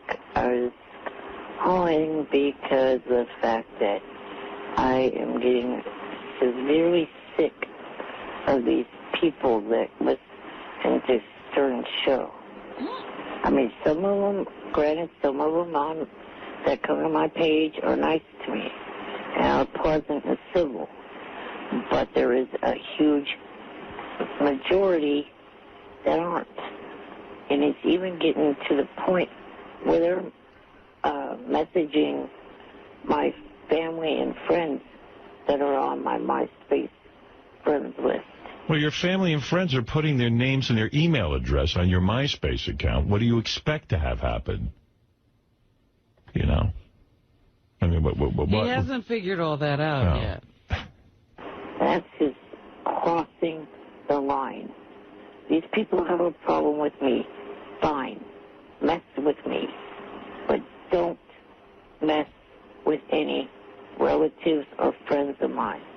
So, if you can, please see if Howard, I know he doesn't want to take any calls from me, but if he could, the day he comes back, take one last call from me to see if you know, myself and also him, since they listen to his listeners, listen to him, would together maybe try to get the listeners off my back. Okay? I know how to get the listeners off his back. Have them fly with balloons. Absolutely. That's right. Somebody wants to yell at Steve Langford, Eric the Midget. Yes, Eric, go ahead. Hi, I was calling because I left Steve 2 voicemails, and I thought I heard something that you were going to play them earlier. No, we don't care. So we weren't going to play them, but if you want to say something to Steve, now would be the time. I feel that you are interfering in my business with Johnny. I have not heard from him in days, and the one time I was close to talking to him yesterday when he called in this show, Stern never let me on air. I didn't see you were on the air, actually. I didn't see you were on the phone. I would have. I was on hold. Yeah, I didn't see it. You know what it is? Sometimes I'm in the middle of something. I can't check every name. You're not the only phone caller. Yeah, there's a whole stream of callers calling in. I didn't see that you were on. I would have put you through. I was hoping to get on air while Johnny was on with you to see what was going on. Well, I was talking to Johnny about something else. I felt, first of all, I didn't see you were on, and also maybe it would have interrupted the flow. Now, you still haven't heard from Johnny, though, huh? No. Steve, how are you responsible for his relationship with Johnny? And what is the connection? Do you hold any responsibility in this? There is no connection whatsoever, but clearly Johnny Fratto and I are the best thing that ever happened to Eric the Midget. Right. I agree. I mean, you publicize him and publicize his work. Absolutely. Because it's interesting. Yeah, I don't think Johnny is, I don't think you have anything to do with Eric not hearing from Johnny. No, I think Johnny just gets a little burnt out on Eric. Yeah, he's busy. He's busy. Have you talked to Johnny? I did talk to him briefly about this, and he said he was busy. Oh, you talked to him about whether he's yesterday, upset I think it was. with Eric? No, he said he wasn't upset whatsoever. He just said he was swamped. Cool your jet. You know, Eric, not to make you feel bad, but you sound like a woman who wants to date a guy so bad that she calls him every minute. Why are you not calling me? Why are you not calling me? Why are you not calling me? And it turns the guy off. You got to be a little bit aloof. Well, I also had a deal to do something in Vegas on the weekend of the 30th and the 31st, but yet I still have not heard anything about that. Well, then I would tell Johnny, listen, if I don't hear about it, then I'm not going. Do you have his email? Yeah. Then just drop him a line. So you need the particulars. And if he doesn't give you particulars, then assume you're not going. Yeah, be done with it. Don't start calling all the time. Say you tried. That's it. It was supposed to be a paid thing that him and I were going to go to, and well, I guess it's not happening. I think he said something about Brandy Tallur was supposed to be there as well. Who? Brandy Tallur, Russ. She Playboy or something? I don't know. No, a porn star that I really like. Oh. Well, you know what, Eric? I'm going to tell you something about life. When somebody doesn't respond to you, you walk away and you just say, look, when he's ready to talk, he'll call me. That's it. Yeah, don't assume that it means anything. Just wait for your answer. Zero. Yeah. What are the amount of dollars that'll probably be coming in from that appearance? 0.0. All right, Eric, thank you. And there's your conversation with Steve Good luck to you. Hope you and Johnny get in touch soon. Thank you. Somebody with a sane, clear head. Eric, what do you want to say? I wanted to ask Artie a couple questions about Friday night's show in San Francisco. Well, I don't even know I have a show. San Francisco? You're not coming, are you? Yes. Your best friend is not coming? Of course he's coming. You didn't know you have a show in San Francisco? I forget from day to day. When is it? Someone pushed me in front of a microphone in Schenectady last weekend. When is the show? It is Friday night at the Masonic Auditorium in San Francisco. I'll be there with Levy and Sal. Friday night. And Eric is going? Eric, I know you live in that part of the country, so are we going to be graced with your presence? Yeah, I'm coming. Well, what do you want to know from me? Well, one of the things I wanted to know was what time does this show start? I have no idea. Wouldn't that Why say? don't you know? Wouldn't that say on your ticket?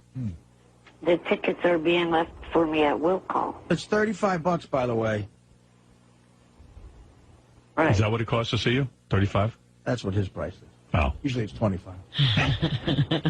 So you don't know what time you go on? It's probably like 8 o'clock, Eric. Can't you call the theater, Eric? Yeah, I was going to say, why don't you go on the website of the theater or call the theater? They don't know. Bug Teddy. Teddy knows. Right. What And else? Then, this isn't really a question, but when I go there, I'll be bringing some things for you to take back with you. For I'm not taking anything back. Show. I'm not taking anything back with me. FedEx it or something. I'm not FedExing it. You can take it back. I'm not taking anything back. You will carry his messages. If you take it there, Eric, it's going to be left backstage. What are you bringing him? I'm just curious what's so important to give Artie. Why should I ruin the surprise? It's going to be... You know what, Eric? I got to tell you something. As a guy who has received gifts from fans and stuff, usually Artie's right. He's not going to sit there and schlep that back on a plane. It's going to be left backstage, I leave whatever it is. I leave my clothes in cities, and I just buy new clothes. I don't like carrying anything. Yeah, he's got to get on a plane. He doesn't want to be lugging your stuff. He's not going to lug your garbage, and probably 9 out of 10 chances are that this is garbage you're going to hand to him. It is. And the only thing I have is... Let's hear what the garbage pack is. of cigarettes. What is the garbage? Well, then I'll hand it to Sal or something. No, Sal's not good. What is it? I don't really want to ruin It's all right. Ruin the surprise. I'm giving you permission. Does it say I JFSC guarantee on it's going to be ridiculous. What is it? 8x10 autograph photo for each of you. Oh, of you? Oh, well, that's true. Maybe Artie could carry Artie, bring that. those back. You know what? Because he's so nice with the autograph picture, it's going to be 8 p.m. Artie's show. 8 p.m. is the show. 8 p.m. Masonic How did you know Auditorium, that, San Fred? Francisco. I used a little thing that Eric might be familiar with called the Internet. Yeah, you went right on there. Yeah, I went to the Masonic Center. It's right there. I didn't think the show was as big in San Francisco, but... of course it was. There's like 3,500 tickets sold out of like 4... It's close to sold out, actually. So, Eric, you better get your tickets soon. They'll be waiting at will call for me. Sequoia set it up. Not unless I make a phone call. All right. Thank you, Eric, and good luck with your trip to San Francisco to see Artie. Good luck getting in. Check out my store at Bye. AFSC.TV. Take care of yourself, Eric. /ETA. Can't wait for Friday. All right, bye-bye. There he is. Yourself. All right, where were we? I can't wait for Eric. I can't wait to see that kid. You know, I've never seen him in person. You know, you give Eric life. Eric the Midget. Yeah. Yeah, I know. You give him life. You're such a good person. I am. You know, Eric, Blue is right. I give you life. Do you understand that expression, what she's saying? I give you life? Yeah. Yeah. And you appreciate that? You appreciate that I give you life? Yeah. Oh. Oh, there you go. Yeah, you get every one of the Rat Packers you do for them. Right. And I love you for that. Well, thank you, Blue. And Blue, enjoy your time in New York. I know you're from Los Angeles. You're in the California area. Be here. How long will you be visiting this fine state of New York? Till Wednesday. Till Wednesday. And what is your agenda? I would make some prank calls. You can do some with Richard and Sal? Yeah. Prank calls? Good, The yeah. Jack and Rod show. All right, good. All right. Will you be speaking at the UN? I understand. No. Okay. Are you here for the I'm going to be doing a 3-act play called Blue Moon and Rejoice, the 3 comedians. All right. And we've got a producer and a director Well, it and a sounds money great. person. Well, let me thank you for stopping by, and I wish you good health. How come you don't pick up my calls? What? I call you, you don't pick them up. I don't have a phone where I pick up calls. I don't. You're calling the show, and they record them, and that's it.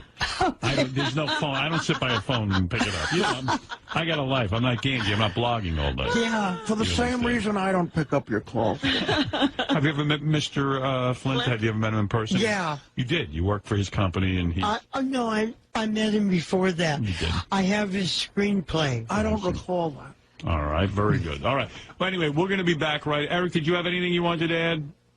I just wanted to know if Artie brought in the package of food. We'll never see them, Eric. I forgot again. Eric, what did I tell you when you told me you wanted Artie to bring in pictures here for you? I told you the guy is irresponsible. He can't do it. The man's an ex-heroin addict. Yeah. And I use the word ex, like not really knowing what's going on. No, honestly, I'm a current heroin addict. Are you? No. Well, I mean, they say you always are. You're always an addict. You're always an addict. Isn't that great? Yeah. It's going to go on the rest of your life. Yeah, isn't that great? You'll be able to say that forever. I quit smoking because I thought if I'm ever on a desert isle, I'll go crazy without a cigarette. Right. So I quit. Yeah, Year now. You quit under the reasoning that in case you're ever on a desert island. Right. Okay. So you're delusional. Yeah. All right. Eric, listen, I told you if you gave Artie pictures, they will get lost in the abyss that is Artie's bag. They are somewhere in my apartment, but... Where they are, you don't know. Also, a laptop computer and an iPhone are there, too, and I cannot find them. Eric, listen to me next time, okay? Artie, could you please try to find them by Thursday? Yeah. No, he's not going to find them, Yeah, that'll be the first thing I do. I'll go home, and before I order raviolis from uptown, I will look for pictures. I told Eric, don't give Artie anything. I told him. He didn't listen. And he wouldn't listen. All right, Eric, thank you. Blue Iris, you're a doll. Hey, John, you're on the air. Go ahead in Ottawa, Canada. Hey, Howard. Hey, now. How's it going? Hey, now. I probably heard one of the most depressing pieces of tape over the weekend on a replay from K-Rock's morning show. They let Wood Yee go. Yeah, I know. Wood Yee and Nancy, the receptionist, were let go over at K-Rock. Really? Yeah, like, unfortunately, I can't remember his real name. Like, I only know him Steve. from your show. Steve, yeah. And man, oh, man, you know, like, America sucks. Well, did he get an early retirement? Because he's not going somewhere else. From what I understand... No, they fired him. He didn't. They just got rid of him. Like, Wow. he had accrued, like, he'd been there for so long, he had 7 weeks of sick time built up, and they're not even going to give that to him. Yeah, Steve was there like 42 years. Steve worked there when my dad worked I there. know. Yeah. Well, you know, what happens is... Let me see if I can put this into perspective for you. What's happened since we left CBS Viacom Radio is nothing short of a nuclear bomb. I suppose you could blame Steve's firing and Nancy the receptionist and just about every horrible thing that's going on there on the fact that they can't find anyone to replace us. The things are so bad there. The morale is so low. The economic times are so bad that you could blame David Lee Roth. Who else? Who else is there? Just the Opie and Anthony, David Lee Roth, and there was somebody else who did mornings there, didn't they? Maybe no. I'm wrong. No. Or blame us. Blame us because we left, and they can't apparently make a dime since we left. The entire... Just the entire... It imploded. The whole it was thing. like when in Vegas they take down one of those hotels. Yeah. That's what happened. And I'm sad about that because, you know, there were a lot of good folks working with us over at that Wonderful radio people that station. we were with for 20 years. Yeah, I mean, Tom Chiasano's job went out the window. Steve's job went out the window. Nancy's job went out the window. Quite frankly, I hardly know anybody who's there anymore. Yeah. Well, anyway, I hope you guys can have Wood Yee on every once in a while and throw him a bone now and then. He seems like a really, really nice guy. Just from Throw him the a bone. We loved him. I'm not going to get into it, but, yeah, we love Steve. Yeah. Anyway, guys, you make my morning every day. Artie, I'm looking forward to your book Under the Christmas Tree. Okay, thank you. Thank you. All right. Wood Yee songs. Maybe I'll give you a couple tribute of tribute to Wood Yee, who was let go over at Viacom.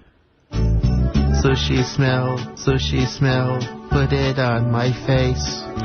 I don't care if it's bold up there, I love the way it tastes. Sushi smell, wrap her in duct tape. When you travel overseas, it's not considered rape. We should ask Scott what's going on. I bet you Scott's been talking to Wood Yee nonstop. Yeah, Scott and Wood Yee are pretty close. They were fellow engineers. Scott, you know any update on Wood Yee and how he's doing? Weren't they the union at one time? At one time, things were so depressing over at K-Rock that Scott was in the union and Wood G was in the union, and those were the only two guys in the union. When they had a union meeting, it was the two of them, and they were with each other all day. Yeah. Did you speak to him, No, Steve? not this weekend, but I spoke to him a couple of weeks ago, and like usual, for the past 40 years, he's been saying they're going to get rid of me. Right. I mean, I didn't really pay attention because he only had 2 more years to retirement. You know, he was Do you think they fired him so they wouldn't have to pay him in his retirement? Well, I know they offered him some kind of buyout. Which wasn't acceptable to him. I mean, so I don't know. He wanted 2 years just basically for medical coverage. Right. Till he got to Social Security and Medicare, or whatever you get when you're 65. Right. So he was like, oh, they're going to get rid of me. It's terrible. I don't know what to do. But he's been saying that for 40 years. Who pays attention anymore? It's just like, you know. Right. All right. Yes, Steve. They won't get rid of you. So you haven't spoken to Steve? Not this weekend, no. All right. Gary, did you?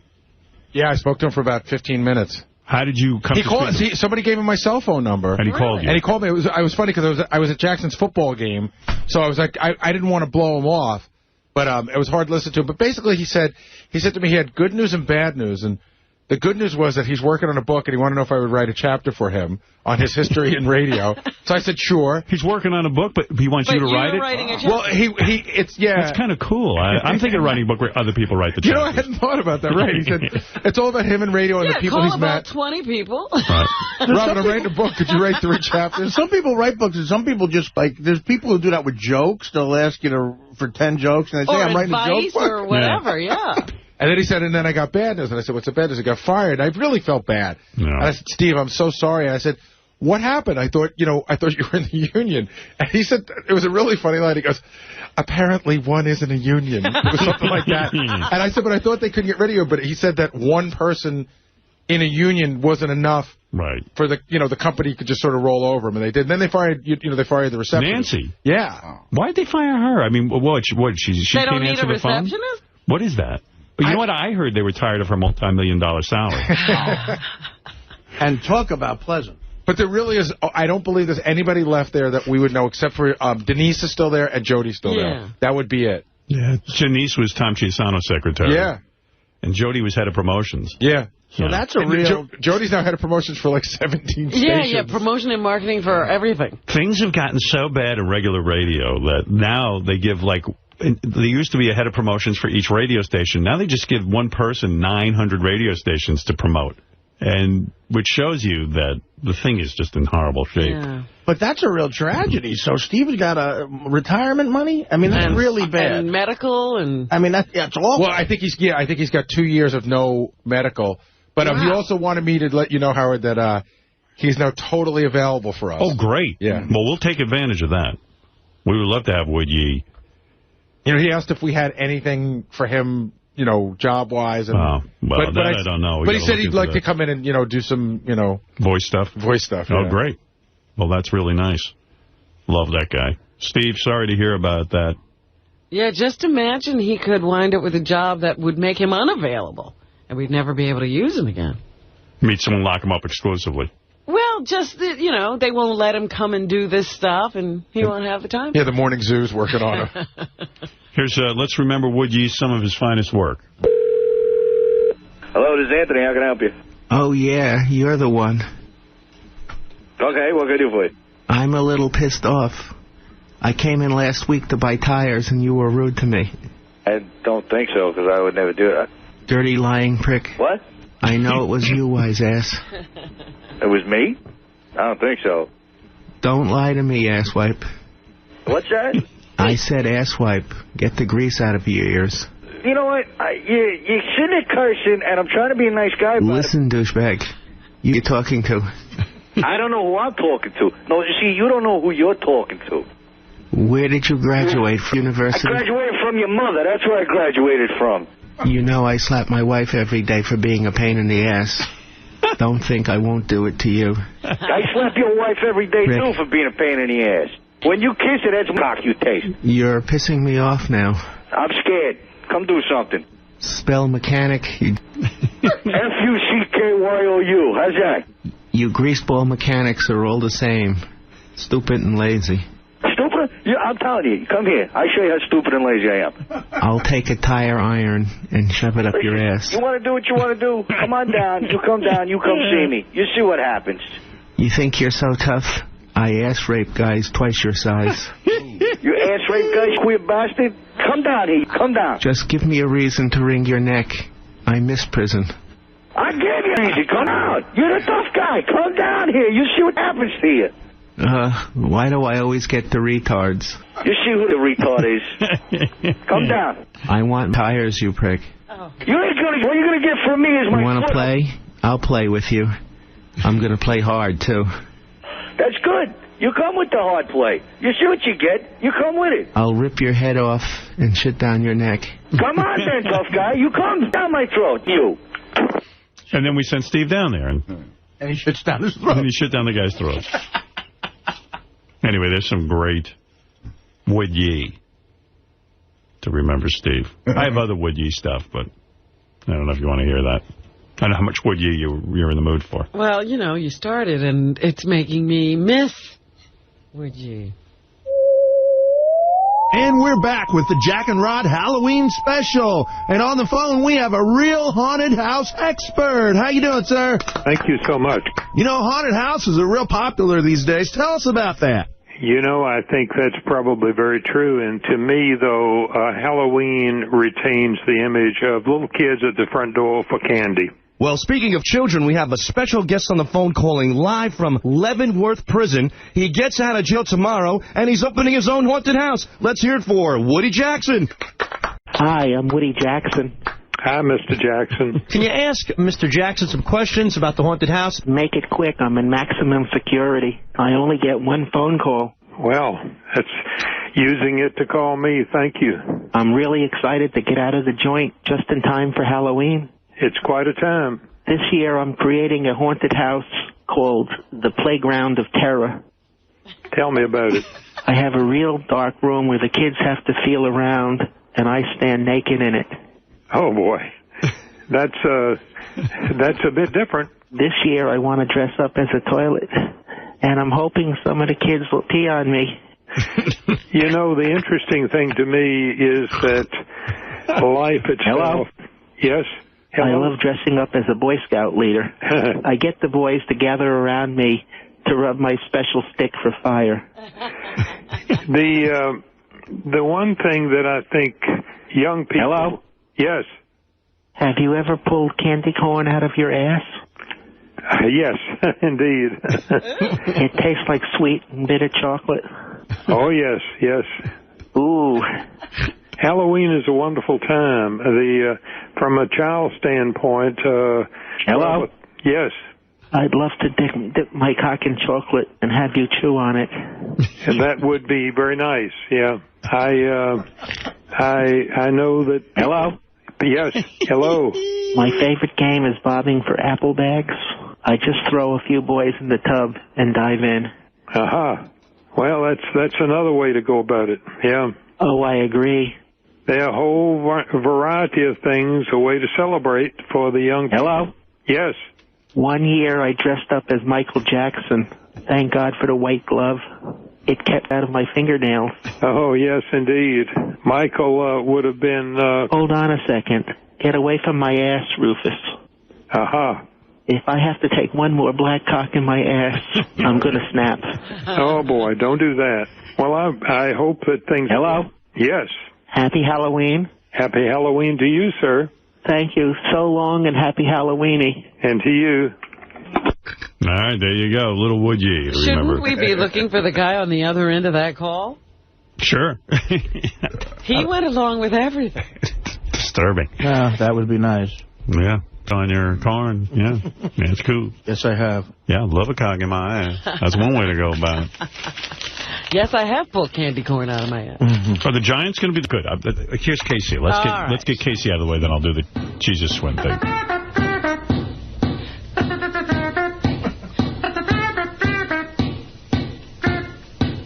If you're feeling gay, wanna roll in the hay, who you gonna call? Casey Armstrong. When you need some bud, wanna bust a nut, who can you call? Casey Armstrong.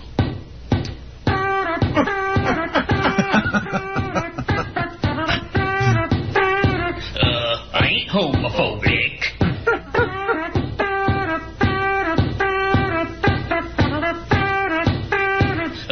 I ain't homophobic.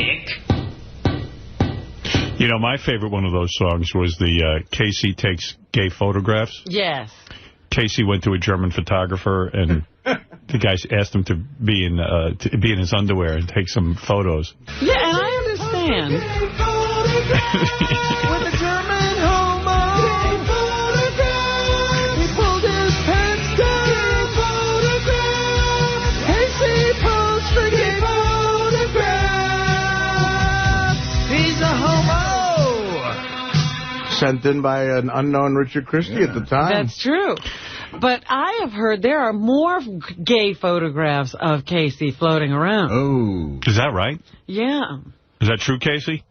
Hey, what do you mean, gay photographs? Why are you whispering? Hey, I'm sorry I'm whispering. The timing didn't work out good. Why don't you call when you can talk up? Yeah, that's what I was saying. But Are you in the library again? What are you doing right now? I'm protection for these broads. They're escorts. Oh, my God. You mean hookers? That's not what we call them, but, you know, they're not, I don't think they're full service. I don't know exactly what they're doing there, but I just got to make sure that they don't get beaten up or anything. Oh, that's what you're doing now? You're an escort guy? Like you're the guy who stands outside the door? Yeah, and there's two of them in there right now, and I just want to make sure that these guys blow their load so I can get them and go and talk to you. Then call me back tomorrow. Well, you got another job tomorrow? If you can't talk now, I'll talk to you tomorrow. Okay. All right. Can I call back in 10 minutes? I'll call you back. He's going to blow. I'll call you right back. He's calling right back. He's going to blow. Jeez, I love him. Wednesday is a big night for that. So, man. That is so funny. What is he whispering about? Gary said there was some sort of problem because he got some job where, you know, when the hookers go up to the rooms. There's always a guy. There's a guy. He's that creepy guy. He's become that creepy. What in the fuck? My God. I really hope his mother doesn't have Sirius. I wonder if he ever gets recognized, too. Hey, aren't you that guy from the Howard Stern Show? What are you doing now? I'm sure Why are you standing in the corner? I'm here to break your hands if you're crazy with these girls. All right, so we'll talk to Casey tomorrow. No, he's going to call back in a few minutes. Yeah, but I'm going to be on with the Jesus Twin guy. I'm doing a radio show. You know, he doesn't understand that. Probably thinks it's satellite. It doesn't have to be professional. So for some reason, I keep treating this professionally. Radio. Yeah, I'm around here. He's treating this professionally. When I first got here, I thought Casey was like the most efficient. He would be here every morning, like handing you cards, talking. Right. You know, college boy. Good-looking kid. Sometimes I'm on satellite, I go, well, I shouldn't even behave professionally. I should just interrupt everything. Well, Casey's doing it right then. All right, I'll take 2 more phone calls about, you know, the whole situation with Sal and everything, and then maybe Casey will call back, and if he doesn't... Then we'll move on. Yeah. Does that sound good? Yeah. Okay, let's go to Brad. Brad, you're on the air. Hey, Howard, how you doing this morning? Okay. Just wanted to ask you about not inviting email to me about Ralph's phone call and my attitude toward Ralph's call, and oh my goodness, very offended. Just ripping. He knew. Here, I'll read it to you. I was going to say, are you going to read it to him? Why not? Why not? Threatening violence. Really? Whoa. So upset he was about. Against who? Ralph. Not me. I didn't say it. I didn't even see Jimmy's show. I'm asleep. But wouldn't that be the point to have when you had that crazy woman with the towers didn't go down, she had so many phone calls come in because people disagreed?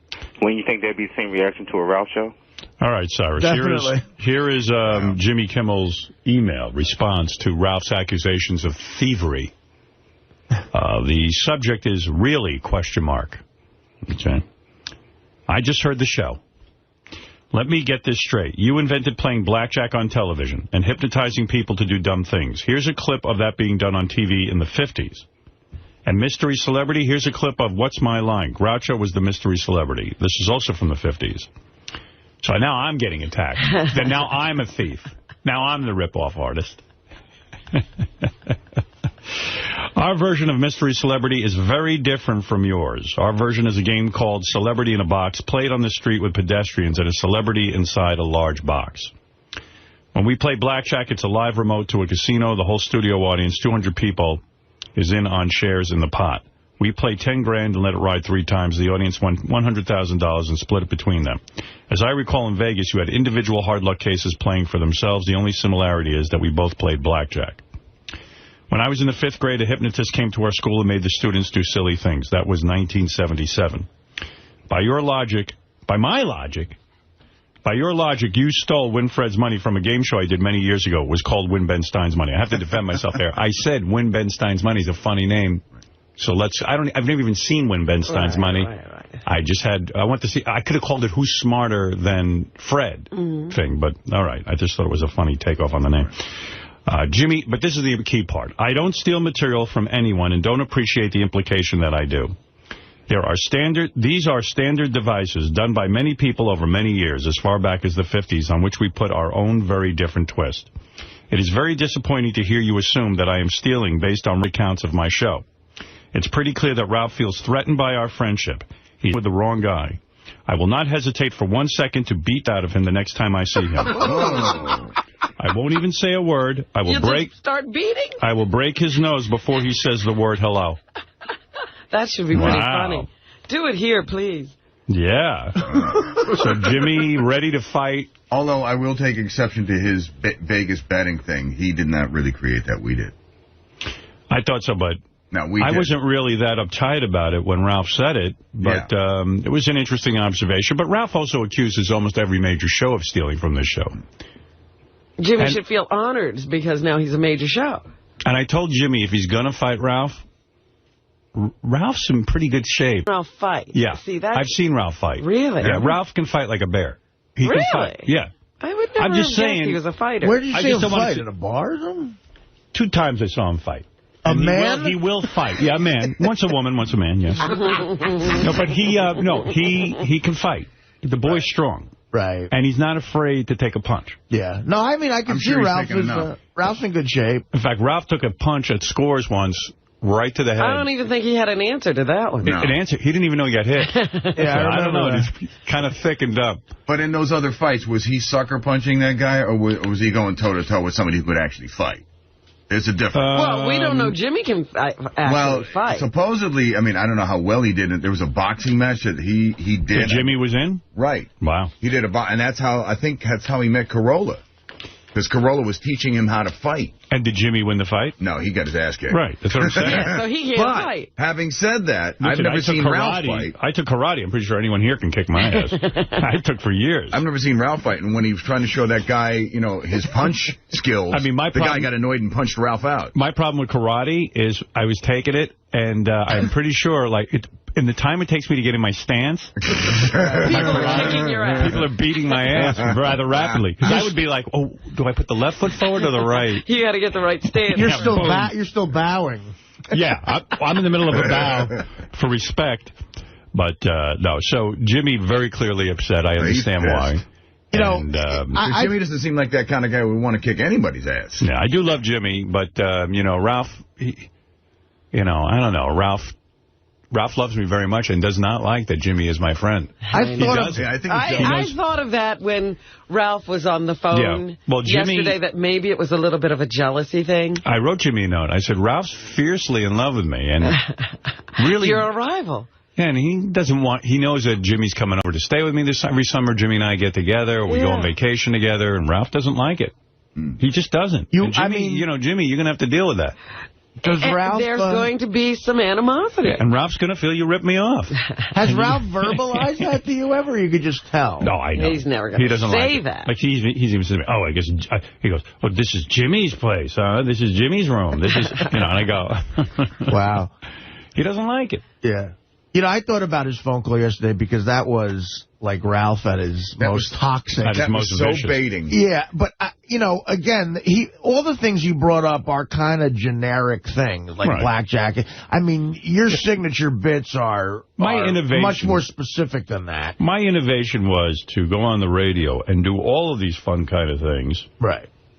And, you know, I don't think there was a lot of fun on radio, quite frankly. You got to remember back when I came on the scene. But I'm not but Jimmy kind of feels I sided with Ralph. You know what? Or didn't defend him. Right. Maybe that's. Well, I defend Jimmy. Right. I like Jimmy. I always say Jimmy's an original guy. I like Jimmy's talent and his particular genius. I like Jimmy a lot. I'm a big Jimmy supporter. Yeah, he's a real funny guy. Yeah. But I don't know. You did sort of let Ralph go, though. You just gave him I was listening. the floor. I wanted to hear what he had to say. You didn't have a response. That's true. I didn't. What am I going to say? But he was on a roll. I guess I should have defended Jimmy more, I guess. Well, that's the other thing is there's a lot of people around here who are afraid when Ralph gets your ear, you know, because he knows how to rile you up. It's like pillow talk. If Jimmy's listening, because this is the way I communicate with Jimmy through the radio, you know, Ralph has my ear, you know, and I can be swayed. Maybe you better just sit He was down. waiting. He didn't have any evidence. He didn't know. You know, anyone who gets a hold of me can really influence me. Mark, you're on the air in Chicago. Hey, how's it going today, guys? Hey. Hey, in the Reader's Digest, Jimmy Kimmel makes a statement about Artie, and I got it right here. It's 4 comics everyone should know, and one of them is Artie Lang. Anyone who has heard Howard Stern's Sirius radio show knows that day in and day out there is no one funnier than Artie Lang. It is sometimes hard to believe that such a gluttonous mess, both physically and emotionally, can be so sharp comedically, but Artie is. Well, that's a compliment. You can't say gluttonous mess is a... Right. I mean, do you take that as an insult? No, I take that as a compliment from a guy who I respect, and I really, really appreciate that. That's wonderful. There you go. Sure. I mean, what was that? This guy's point that? Yeah, I don't know what the guy's saying. His point is that Jimmy called you a gluttonous. Oh my God, no! Do you want to punch him out? No. Well, like after he punches Ralph, will you punch Jimmy? I'm not punching anybody anymore. I'd love to see Jimmy and Ralph fighting over me. I'd finally feel like the woman I am. Yeah, there you go. That's right. I think. Hey, Artie. Yeah. Hey, he's got another comedian on here, Zach Galifianakis, yeah. Whoa, what a name. Is he pretty good? Yes, Zach is a very funny guy. I've known him I've known Zach for like 15 years. He's, you know, he pops up every once in a while on TV and guest spots, and he's been in some movies that air on Comedy Central sometimes, but he's a very funny guy, Zach. Very funny. Yeah. All right, maybe we should steal him from Jimmy. The other two are Chris Elliott and Tracy Morgan. Yeah, well. Hey, Jimmy's the guy who turned me on to Tracy Morgan, actually. He keeps calling me and saying, you got to have Tracy Morgan on. He'd be perfect for the show. Perfect. Yeah, so Jimmy's very gracious that way. Right about that. Yeah. So. But also it was, what's his name? The guy who does the impressions. Craig. Yeah. He used to come in here and do a Tracy Morgan. Yeah. And that made it pretty interesting to have Tracy Morgan in. Yeah, but Jimmy was the one who kept pushing him. Hey, can I say something real quick about Eric Midget? Sure. Wow. Hey, I normally like that little twerp, but for him to get paid $35 an hour to sleep when I drive a fuel truck for a living and I only get paid $26 an hour, face can go kiss my ass, that jagoff. Hey, Eric, did you hear what Mark just said? It doesn't matter what you think, fucker. Wow. Hey, I normally like you. Well, let me ask you this, Eric. I see here on the computer it says you made up with Johnny. Just because we followed this story, what was the resolution? I'm going to get paid $300 of the $8,000, and I'm going to have a trip to the Playboy Mansion. Wow. Oh, no, then you'll be down another $8,000. Right. This is a disaster. Stay home, Eric. Robin. Shut up, Robin. Did you work out with Johnny how much you're going to get paid to go to the Playboy Mansion? No, I didn't work that out. No. He's got to blow Johnny first. Shut up. I'm not gay, idiot. No, you're just a bi little midget. No, I'm not that either. Get me out of your wet dreams, jackass. Hey, Eric, during your trip to the Playboy Mansion, do you expect to get $35 an hour? Does that work? No, I don't expect that.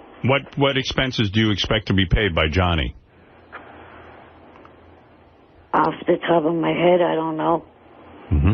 He should rent you a car. Why would he accept $300 of $8,000? Because that's $300 more than he was going to get at all.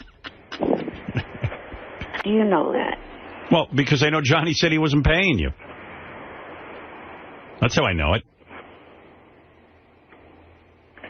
And when are you going to the Playboy Mansion? I don't know, really. Yeah, and how did you... I don't even know that Johnny's going. That's a future promise that may never be paid. Do you consider it a fair settlement, what Johnny gave you? Yeah. You do? You feel $300... Of $8,000. Of $8,000 you're owed is a fair settlement? Well, you add the second part onto it, yes. You're being paid in boobs, is what you're saying. How's Johnny going to get this kid into the... Well, Playboy I guess he'll Mansion? roll him up there and maybe think they won't turn down a guy in a wheelchair. No, they turn down everybody. Yeah, I mean, I don't even know what Johnny's thinking telling this kid. You sure Johnny told you that? Yes. So you better get it in writing, you dumbass. Because otherwise, after this happens, then you're going to come on the air, you're going to be crying like, oh, Johnny owes me this, Johnny owes me that. You know what'll be funny? Like, Johnny's going to pull... Fucker, drive your truck off a cliff. You know what's going to be funny? Johnny's going to drive up to the Playboy Mansion. Well, that was original. He's going to drive his car up to the Playboy Mansion, take Eric by the seat of his pants and throw him over the fence. He's going to throw him over? Like a sack of You go, potatoes. okay, now you're in the Playboy Mansion. Go have fun. Well, I Be think like that pimp who took his horse to the White House and let him look through the fence. Yeah. Or, you know, your point about the Playboy Mansion the other day is very true. There could be some lame corporate party that he could get him into. Yeah, I hope so. That's not like, the Playboy Mansion. Well, and Eric, what about all the money you shelled out for car rentals and all that other stuff? How you going to make hotel rooms? How are you going to make all that money up? Well, it's pretty obvious he was lying about it. That's why he doesn't give it. Shut up. Why are we on the phone? He actually makes a good partner to you. This guy was on the phone first, Eric. Why do we need on the phone? Right. Hey, Artie! Come on, man. I'm defending you there, sir. A guy that wants to hear more of your guys' show. Remember I called him last week? All right, let me get back to Eric for 1 second there, Mark. All right, guys. Hey, have a good weekend, all right? You don't have to go. I'm just trying to get to the bottom of this. And well, I actually should get going because I'm on a site right now. I have to fill out. No. We like when you're on with Eric. You're good with him. You have to stay on. Yeah, if it's Every time Eric calls, as a matter of fact, you need to be on. From now on, you're Eric's partner. Yeah, if it's making Eric mad, we want you here. Oh, okay. Well, I'll try and work him up then. All right. Eric. Yes. What the hell was I saying? I had a question. You were trying to figure out the resolution of the whole situation, I think. Yeah. Why he was accepting the 3. Yeah, I don't understand. How are you going to pay for the cars and the hotel and all of that stuff if Johnny's only giving you $300? I'll have to manage. Right. All right. And you're happy with this? Yes. He's not happy about anything. Is the tour back on?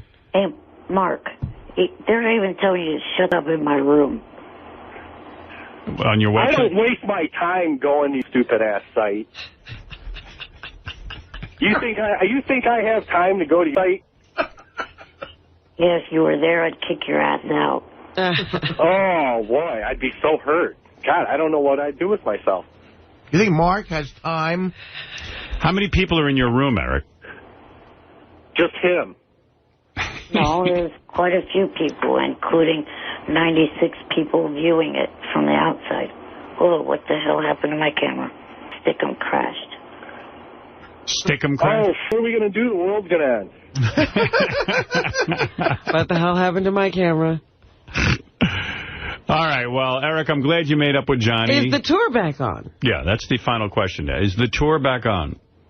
I suppose it probably is. You didn't even check. No, not last night when we made the deal now. Wow, Eric, you're a real bad businessman. Wow. All right. He's a real bad everything. What are you talking about? All right. Thanks, Mark. Thanks, Eric. All right, guys. Have a good weekend, all right? All right. Take care. Later. All right. Bye-bye. What? He was sort of quacking there. Thought he had something else to say. He thinks he should be on the entire show. I know. Well, he got $300 out of Johnny. So. You know, but next time he ought to start at $1 million. Yeah. Maybe he'll do a little better. I need $1 million to go to the Playboy Mansion. He got less than 5% of what he wanted. Good settlement. Dennis, you're bother me, so don't think I'm obsessing, but here is the headline. Stern radio sidekick dies in custody. And it says, comedian Kenneth Keith Kallenbach, a long-running member of Howard Stern's Whack Pack, has died after falling ill in jail. He was 39 years old. I'll get to the rest of the story. But I saw almost 90 articles that said that Kenneth Keith Kallenbach was my sidekick. And, you know, it's just a strange thing to me. It's as if to say, you know, I was on the Tonight Show as a guest. Am I Jay Leno's sidekick? I guess when you die, Jay Leno's sidekick, Howard Stern died. Right. I mean, in other words, it's like saying... if you're a guest on this show. Robin is Whoopi Goldberg's sidekick on The View because she was on The View the other day. Yeah. I don't mind if they call Kenneth Keith my sidekick, but it just seems to me that reporters, when they're reporting on a story, would spend more than 5 minutes to know that the guy was a guest on my show. Well, they say he's a member of the Whack Pack. Right. But they also call him a sidekick. Yeah, for some reason, he's my sidekick, and it really demeans any sidekick I might have. Well, I mean, I'm surprised people didn't call me, because of all the people in here, I'm probably the one who would probably be in lockup. Right. And dying in custody. Yeah. And, you know, I know Kenneth Keith. I put him on one of my gigs down in Delaware years ago, and he wanted nothing more than to be known as a comedian. And I guess in his eulogies and in his you know, newspaper articles about him, he's being called a comedian, I guess. Well, it says in this article, Kallenbach contracted pneumonia while in custody on a charge of attempted child abduction. He died Thursday at, I guess it's Riddle? Yeah, I guess Riddle, Pennsylvania. He died Thursday at Riddle Memorial Hospital near Media, Pennsylvania, said his mother, Faye Kallenbach. She said her son suffered from the chronic ailment cystic fibrosis. I didn't know that. Really? I didn't either. And I kept that quiet. And officials at the Delaware County Jail near Philadelphia had failed to properly care for him. County officials said he had been cared for promptly. Stern first reported the news on his Sirius satellite radio show. Kallenbach, whose goofball antics included attempting to blow smoke out of his eyes, made dozens of appearances on Stern's show beginning in 1990. While Kallenbach appeared in the show less frequently in recent years, his name was well known to Stern fans. Stern once likened him to MTV's Beavis and Butthead and wrote in his 1993 book Private Parts that Kallenbach was the ultimate airhead. I don't even remember writing that. I think that Kenneth Keith joined us in the 80s, actually. Yeah, I thought he was way earlier than that. But, well, I mean, wow, do you think, I mean, it's kind of sad, the Steve Langford report, if it's true, and Langford's always on the money, that he told his mother, Ma, get out of me, I'm gonna die if you don't get me out of here. Like, that's really Well, shitty. cystic fibrosis does affect the respiratory system very severely, so it would be relatively easy for him to What is get. cystic fibrosis? It's some kind of, it's a congenital thing, and it makes for, like, really thick mucus. It's bad, yeah. Yeah, and wow. He obviously had a milder form of it, but, yeah, you know, like, once those fluids get all coagulated and, you know, he gets an infection, I guess it's really hard because they can't even cough that crap up. Really hard to get them better, and they, you know, very susceptible to pneumonia, I would imagine. Maybe he shouldn't have been smoking through his eyes. That can't be good for you. It would not have been, no. That experience I had in L.A. County, man, I'm surprised this doesn't happen more in prisons, because that first part of you being in there, after you get your ass checked and you're waiting to get processed and be assigned the cell, if it's 6 hours, whatever, they don't give if you're bleeding. Like, they really don't care. And they're demeaning, you know, and people are like, I'm sick, I'm that, and I don't know, man. Well, your experience was in another facility. We Right. don't know exactly what happened where Kenneth Keith was. This one says, wow, it's so sad about Kenneth Keith. That just sucks, man. All the bad things that can happen to a man. My sympathy to everyone. And this one says, Steve Langford and all of you should be ashamed of yourself for feeling bad for that whack job, Kenneth Keith. Pneumonia did the taxpayers of Pennsylvania a good deed. Let me just point out that I don't know the extent of the charges and what the case was against him, but I'm also hearing the other side of things, too, and I'm not defending him or saying he's guilty or innocent. But, you know, I'm just talking about the guy we had on the show, and I don't know what these charges are and what, you know, let's assume and a person is innocent until proven guilty, and he had no trial. And this one says, I always thought that Fred possessed a compassionate side that none of you have. But when he mocked Steve Langford by playing the sound effect of someone crying while Steve reported on Kenneth Keith's death, Fred soared to the top of the douchebag list. Can't any be the least bit sensitive? What a bunch of dicks. And by the way, great show. Big fan. That's right. I don't know. I've officially stopped watching Dancing with the Stars. You'll be proud of me, Robin. You keep hounding me for watching that. I'm so glad. I went cold turkey last night. Didn't watch it. And it wasn't difficult because it's freed me up to do other things, like watch Terminator, which which is a good show. I had such a conniption last night. You know I love The Biggest Loser on TV. Right. Well, I don't know. My TiVo, this is why I stopped watching Dancing with the Stars. My TiVo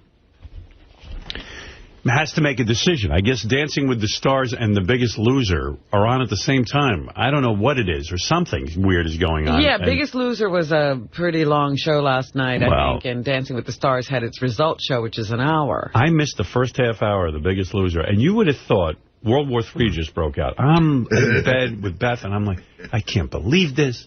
I'm so upset. I mean, you don't know how TiVo works. TiVo decided to record one or the other and had to make a decision. But it does it based on the priority you give the shows. I never gave it a priority. That's because all you do is go in and select it to be recorded.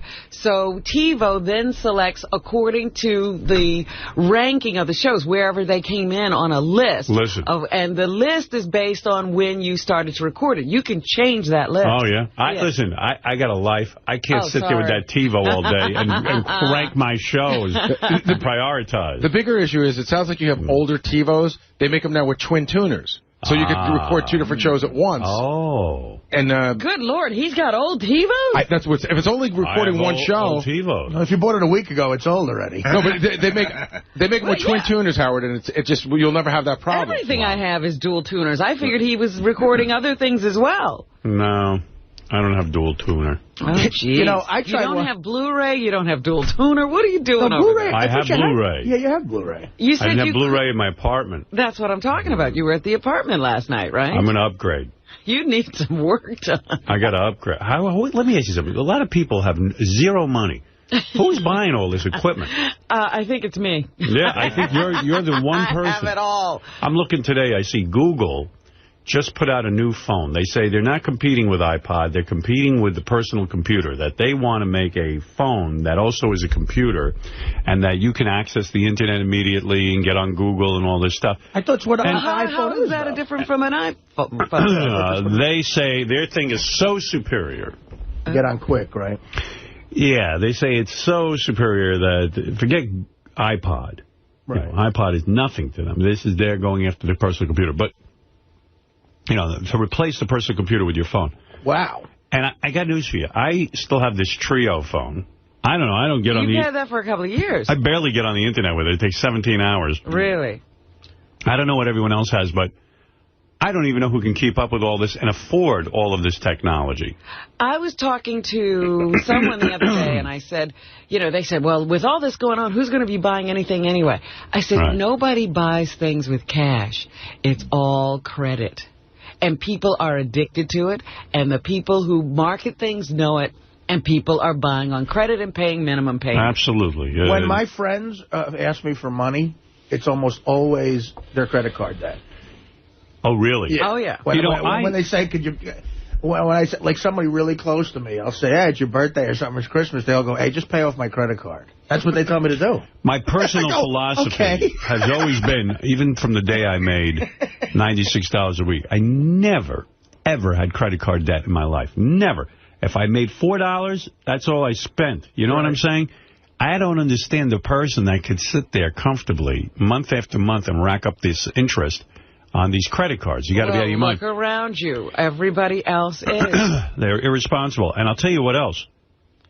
If you can't pay your credit card bill for 3 months straight, they should rip up the credit card. That's it. That's it. You're done. Who should rip it up? The company. It should be a law.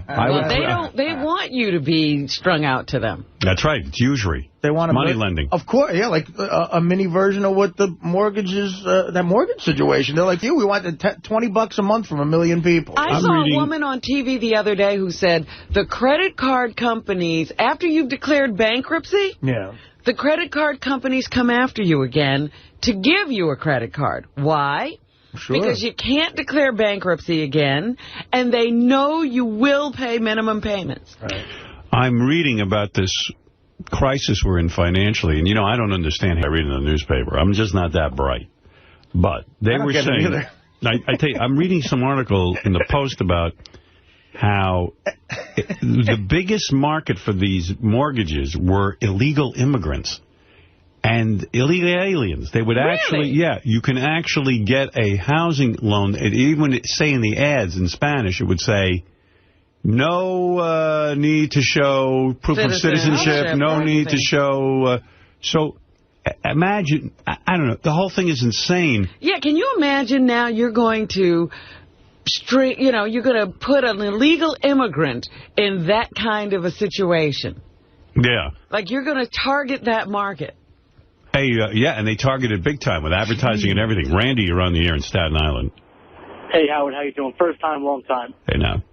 I got a couple things. First, JP, I think he's great. He's awesome. Every time he comes to the studio, he's just a great guy. I love him on a wrap-up show. It's just great, the way he stutters, and he just caps the show. One of my favorite things is to listen to J.D. talk. In fact, I had a great privilege this morning. I was listening to a piece of tape where J.D. was on the wrap-up show yesterday. Yes. And J.D. was in here with me, so I got to stare at J.D. while I listened to J.D. Wow, there's a treat. And then he started laughing because he saw me staring at him. But it's you can't take your eyes off him. Yesterday he was on the wrap-up show. J.D. feels awkward when he talks to Robin. Here's a little clip of that. Now, Robin said she felt bad for you today. Do you believe that? And she also said she's tried to have conversations with you.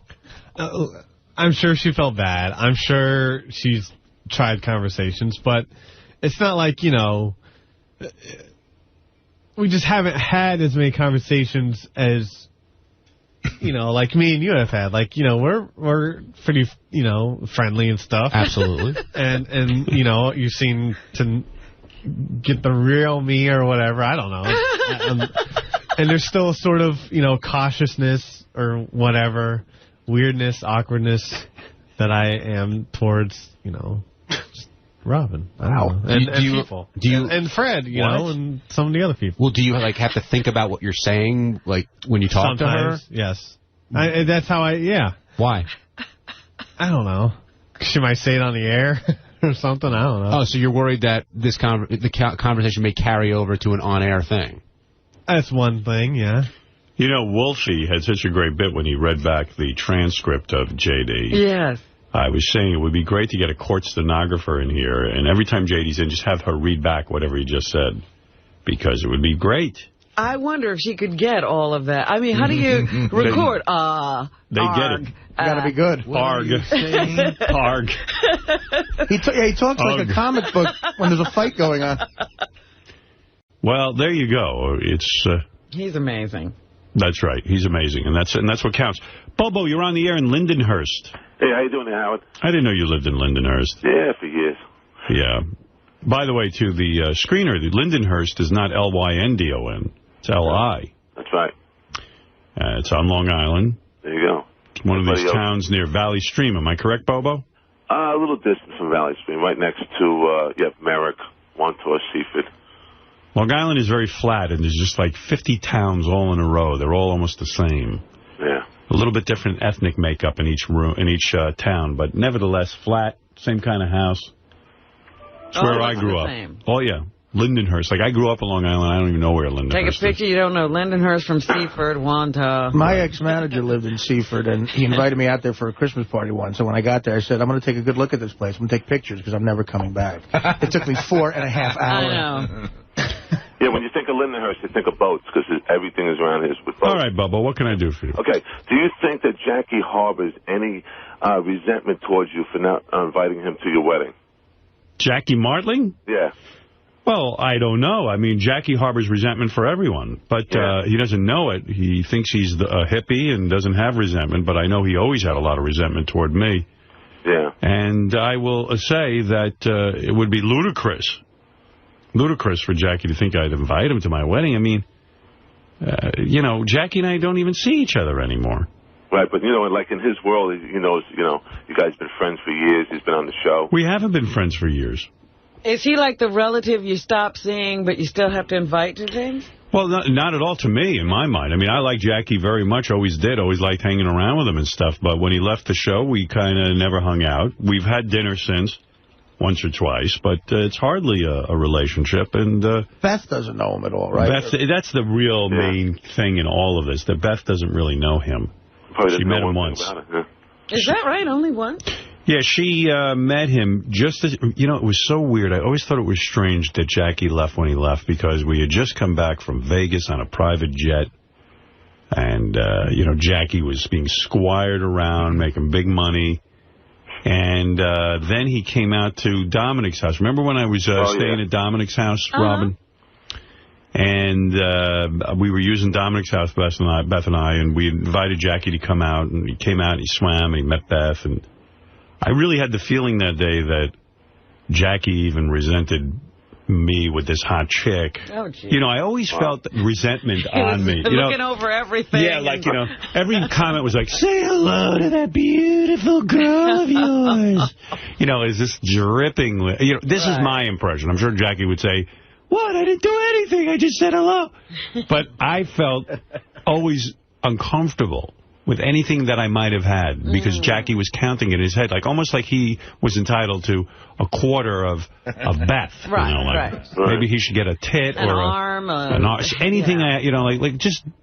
I want a tit. Yeah. Like a quarter chicken, she should be a breast and. I should be not you. So I remember he came over and he was drinking beer. At one point he had 2 beers in the pool. He was holding 2 beers, not one. Was he on a float? Couldn't drink fast And enough. even then I would watch him suspiciously and go, gee, when he's with me, he's got to make sure he gets 2 beers at a time. Like he wants to get everything. It was clear there was a sort of a damaged relationship between you two. Well, you know what was It wasn't funny? healthy. Everything, we were looking at everything. I didn't feel comfortable. I would have worked with him had he signed his contract, and believe me, it was a good one. But, you know, he too many shenanigans. But what I was remembering now was he even collected water here. Remember, he used to take bottles of water in his beach bag. Because, you know, he just had to get extra. Anything. Everything. He was he like... used to drink like 50 bottles while he was here and then take some home. I used to clip waters from the Norm Show. I can't... I mean, it was unbelievable to me that he would clip the waters. Yeah. I mean, it was like...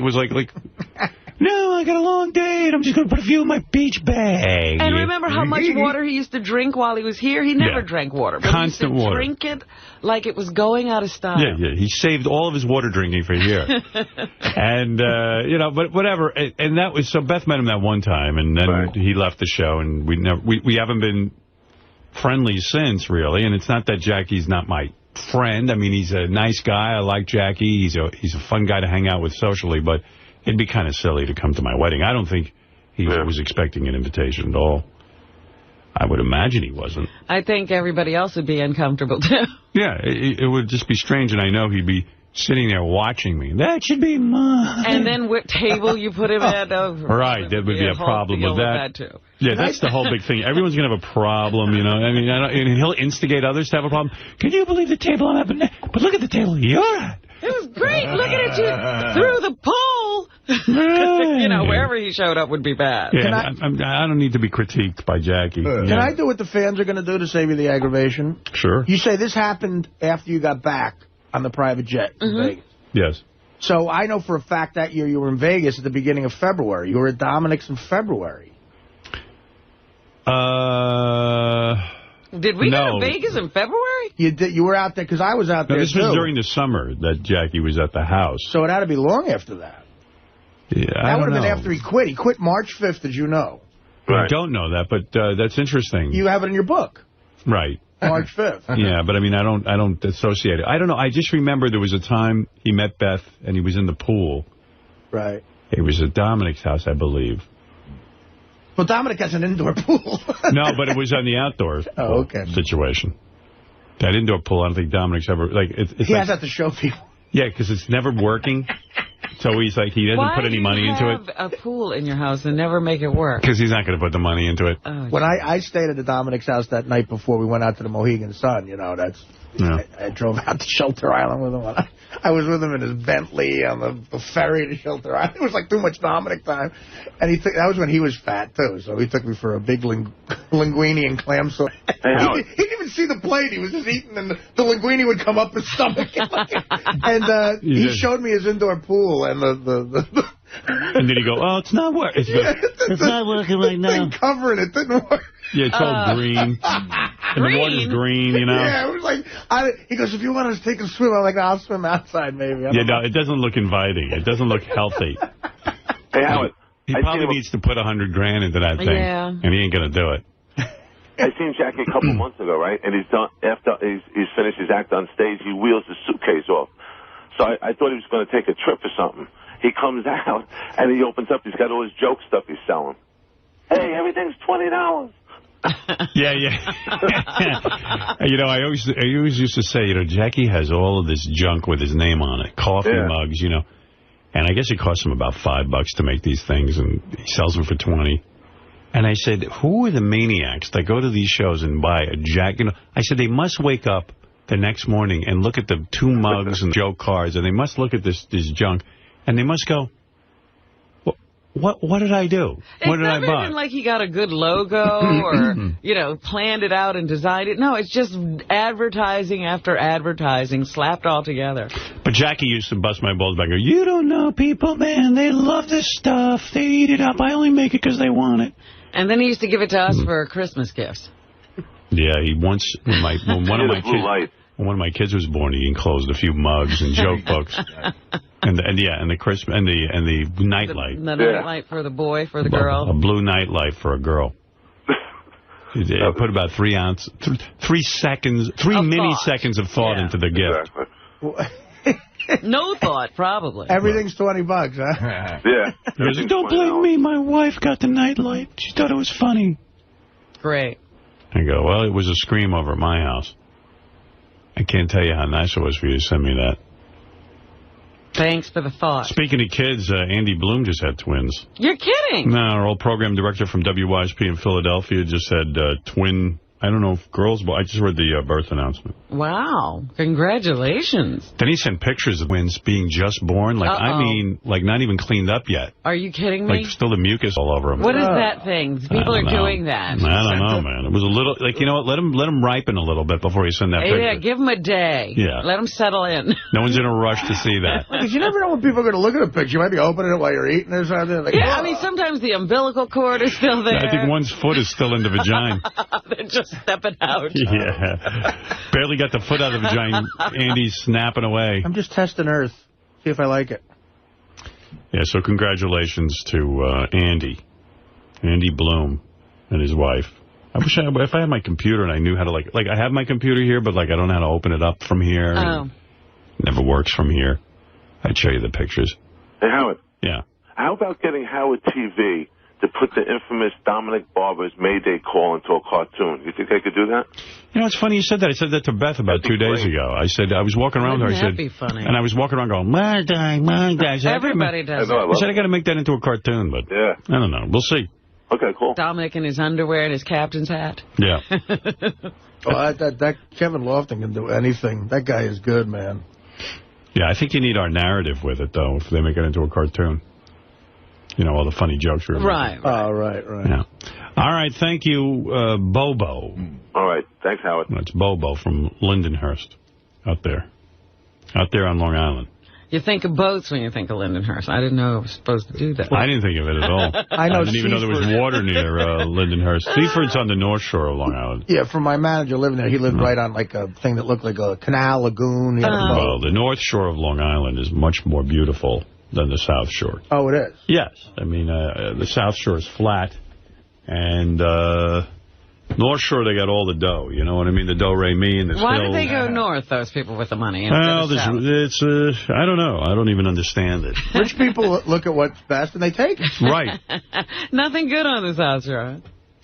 That's the weirdest thing about where I live, Hoboken. I said Seaford is on the North Shore. That's what I just said. It's on the South Shore. What? It's on the South Shore. Well, is it? South Shore. Seaford is the South Shore? Well, Bobo just said it was near him. Oh. Yeah. Seaford. I think it is.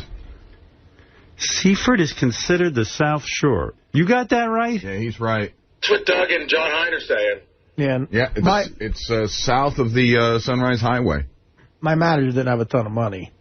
Gee, what am I thinking of? Back then. Because you got Wantagh, to the west, Seaford. Massapequa to the east. Massapequa. Pequot. John used to say Massapequa. Howard, maybe you're thinking of Sea Cliff? Sea Cliff. I'm confused. I'm thinking of Sea Cliff because I used to go and there was a little restaurant at Sea Cliff I used to go to. Yeah, I'm thinking of Sea Cliff. I see. Who cares where it is? I don't even care. Long Island has a lot of bad memories for me. Oh. And some good ones. Yeah, anywhere I lived had bad memories. You still live there. You still live there, and there's some good memories there now. Well, you're receding. Let's just say where my parents put me on Long Island, there were a lot of bad memories. Somehow when I found a house, I had some good memories. My parents didn't know how to pick a neighborhood, I'll tell you that. They pick a neighborhood where, like, you'd rather be in prison. You'd rather be in the ass You'd rather in a drop prison. the soap. Yeah, I swear. You'd rather be Ned in prison. I would put a broom up your ass. My Uncle Tony told me how to figure out, because when I got some money, he told me how to figure out a good neighborhood, but I don't think it's the way you want to do it. He said if you see a black guy, make sure it's garbage day. That's what he said? Yeah. Well, that's terrible. And if you see a black woman, make sure she's a maid. Oh, my. Wow, he was a racist. We would laugh over that. No, in fact, I hated my white community more than my black community. I hated Rockville Center. You got kicked out of here in the black community. Yeah, but it was worse in the white community. They rejected me. Oh, you'd rather deal with rejection than getting attention, but it's your ass kicked. I told you, getting my ass kicked, at least people were interested. At least he was special. I was special. In the black community, I was always paid attention to. He was important. He was like the ball in basketball. You couldn't play without him. In the white community, I was ignored. It was almost as if I was a lummox. They didn't even have a use for him in the white community. I was a lump. Don't you guys want to kick my ass? And doesn't anyone pay attention to me here? And then you're like, wait, I can kick your ass. This is fun. Yeah, I was not that popular. And we were trying to get out of J.D. yesterday what his high school life was like, but we couldn't. Can you imagine the horror of J.D. trapped in high school? Horror. Had to be horrible. Like, he won't even let us in. And, No, he won't. I guess it was so horrible he doesn't like to revisit it at all. In the black community, I was like Eric the Midget. In the white community, I was Scott the Engineer. Oh. Wow, let me think. Who would I rather be? Definitely Eric. Yeah. At least Eric has a type A personality. Yeah. He does. I mean, like, he's got a lot going on. I'm on a lot of stuff. Loyal guys. Oh, wait, here's my dad. My dad's all worked up now. Hey, Dad. First of all, hello, Howard. Hi. With the abortion. Now, I read that whole article about that doctor that was shot, and invoking this special law. The point of the matter is, most times, on a late-term abortion, it has to do with medical problems. Right. It's not some kid that's getting an abortion. Now, if they take the position that you cannot abort a child, let's assume they take these tests, and the child is without arms and legs, whatever you want to call it. Well, it has Down syndrome. We want to look up things. So, like these people that are yelling, are they going to take care of these children? No, they don't take care of anything. Listen, you heard the guy on the phone what an imbecile he is. Yeah. He goes, I believe in a month or 2 or 3. First of all, when you do amniocentesis, anyone who's had children knows they do a test. In the 4th month, they do the amniocentesis. You don't get the results back to the 5th month. Right. In the 5th month, you find out if there are birth defects that are so severe. Right. And I happen to know something about this. I can't go into it personally. Right. But there are birth defects that when the doctor walks in and says, listen, the child has mosaicism or something like this, where literally it is a rare genetic disease, and the child would be born, their eyes would be in their feet. You understand? That's a major aspect. It's a huge aspect.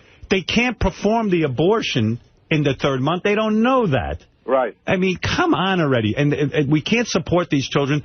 First of all, you should see where these children live. The poor ones, they have no medical care. They have no facilities to care for these children. And people are screaming, late-term abortion. You've got to be kidding me. Well, at that point, you're saving somebody from a life of torture. You're talking about some cuckoo religious fanatic. These people take these children, they put them in some kind of an institution. Right. And nobody knows what's doing with them. They don't care about them. The parents don't take care of them. They hire a staff, and the staff puts them in a filthy diaper, and they live there the rest of their lives. Don't blame the parents. They can't take care of them. No. It's impossible. They can't. So they want to prevent late-term abortion. I tell you, these dopes in my audience. You know, I don't understand it. I mean, about all this religion. There is nothing anywhere written in the religious concepts about abortion. This all came up with some cuckoo birds who think that you're killing people. By the way, these cuckoo birds, they think they're people, number one. And number two, once these people are born, they hate them all. Right. Now, this doctor... Right. Nobody can get along with anybody. Right. And, who are you voting for? Mind you, look what this state went through. They determined there's a law where you could have a grand jury if the people vote for it, and they could bring a grand jury and bring this doctor up on charges. Right. Did you hear about that? So I read the whole story. Yeah, I'm talking to Robin. I mean, it's unbelievable. I didn't go into that aspect of it. In Kansas, I mean, it's a law like the law was originally put in case the government is corrupt. So the people had a right to ask for a grand jury so they could get a corrupt government out in the state. Yeah, they're trying to throw this guy in the jail. They're railroading. Yeah, and some guy happened to come across this. He read this thing through, and he said, boy, here's a good way we can go attack abortion by making a grand jury determine that this doctor is a criminal. Right. Well, you know, this doctor is so brave. Imagine getting shot in both arms, and he's still working. He's still willing to do it. I was listening to you about with this merger. I have never, I read the business section for many years. Right. I have never heard of there's a merger going on with all these different concepts that they have put onto this merger. Drug companies get together. Nobody tells them what to charge. All kinds of companies, they merge them right up, and there's no rules or regulations that come out. It's business. America is business. We're a capitalistic society, and you're allowed to go into business. You're allowed to merge with business, and you're allowed to buy businesses. Yeah, unless there's a genuine monopoly, and the Department of Justice said it wasn't. And this is unbelievable. Like, my father just mentioned drug companies. This is something people need. And he's right. Nobody tells them what they can charge. Nothing. I have never read, that's right. I have never read anyone say, listen, this drug is $300 a month. This Senator Brownback who came out and was calling Mel a liar and this and that, you want to take this guy and shake him. I feel that this guy is on the take. That's what I feel. They're all on the take there. I have never seen such corruption in this country before. I know. It's ridiculous. And they do it through these lobbyists. Yeah. They give them money, and they can get them. They're like puppets. Yeah. And all they do is they voice whatever. The lobbyists tell them what to say, and that's what they say. Well, how do you think these senators all end up rich? These are all guys who are public servants. They shouldn't have a dime. They wind up in an issue they have absolutely no interest in. No, some of them do. Now, one thing that's really driving me crazy, if you see what's going on in this country, they're worrying about inflation, they're worrying about the economics, they're worrying about the war. And mind you, that these people are spending time on something this trivial, unimportant.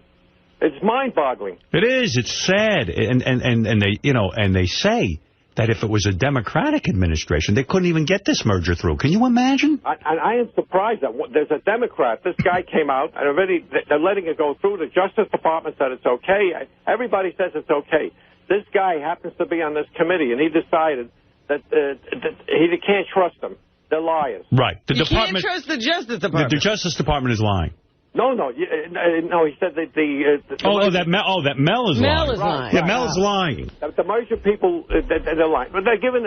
I didn't hear on terrestrial radio that they give the minorities a certain amount of time. They don't give them anything. They don't give them anything. Why do they give them 5 hours a day? Right. Why doesn't Clear Channel have to give away certain of its stations? 20%. Yeah. Right. It's unbelievable what's going. I have never. I'm a student of business and in economics. I have never seen anything go on like this.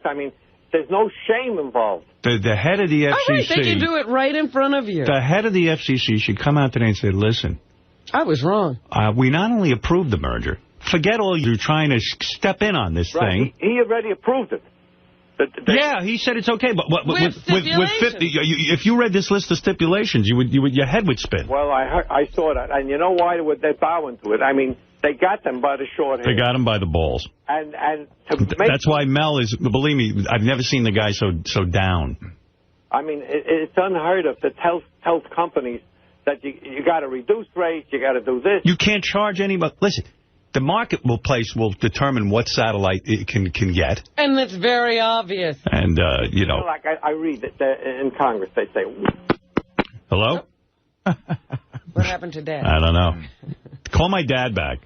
Well, you know, he was on a roll. The reason the government doesn't care if the drug companies overcharge for pills is because the government is getting a piece of it. Right, Clearly. of course. They're getting in Canada, you get the same drugs for less. Absolutely. Our government approves that Canadians can get those drugs for less than us. And we're Americans. They're more for Canada than they are for us. If you don't start delving into the whole drug connection to the FDA, your mind will explode. Right. Yeah, and you're talking about lobbyists. My dad should have been in politics as a senator. You see, this is what... he's too honest. You know something? They would have drummed him out because he rocks the boat. The problem in this is what kills me about Rush Limbaugh and Bill O'Reilly, and they start talking about these abortions. They're full of, if Bill O'Reilly's wife was pregnant and the doctor came back and said, listen, you're about to have a mongoloid, a child with complete mixed genetics and, you know, it will be a life of pain, he'd have a late-term abortion. They're all full of these guys.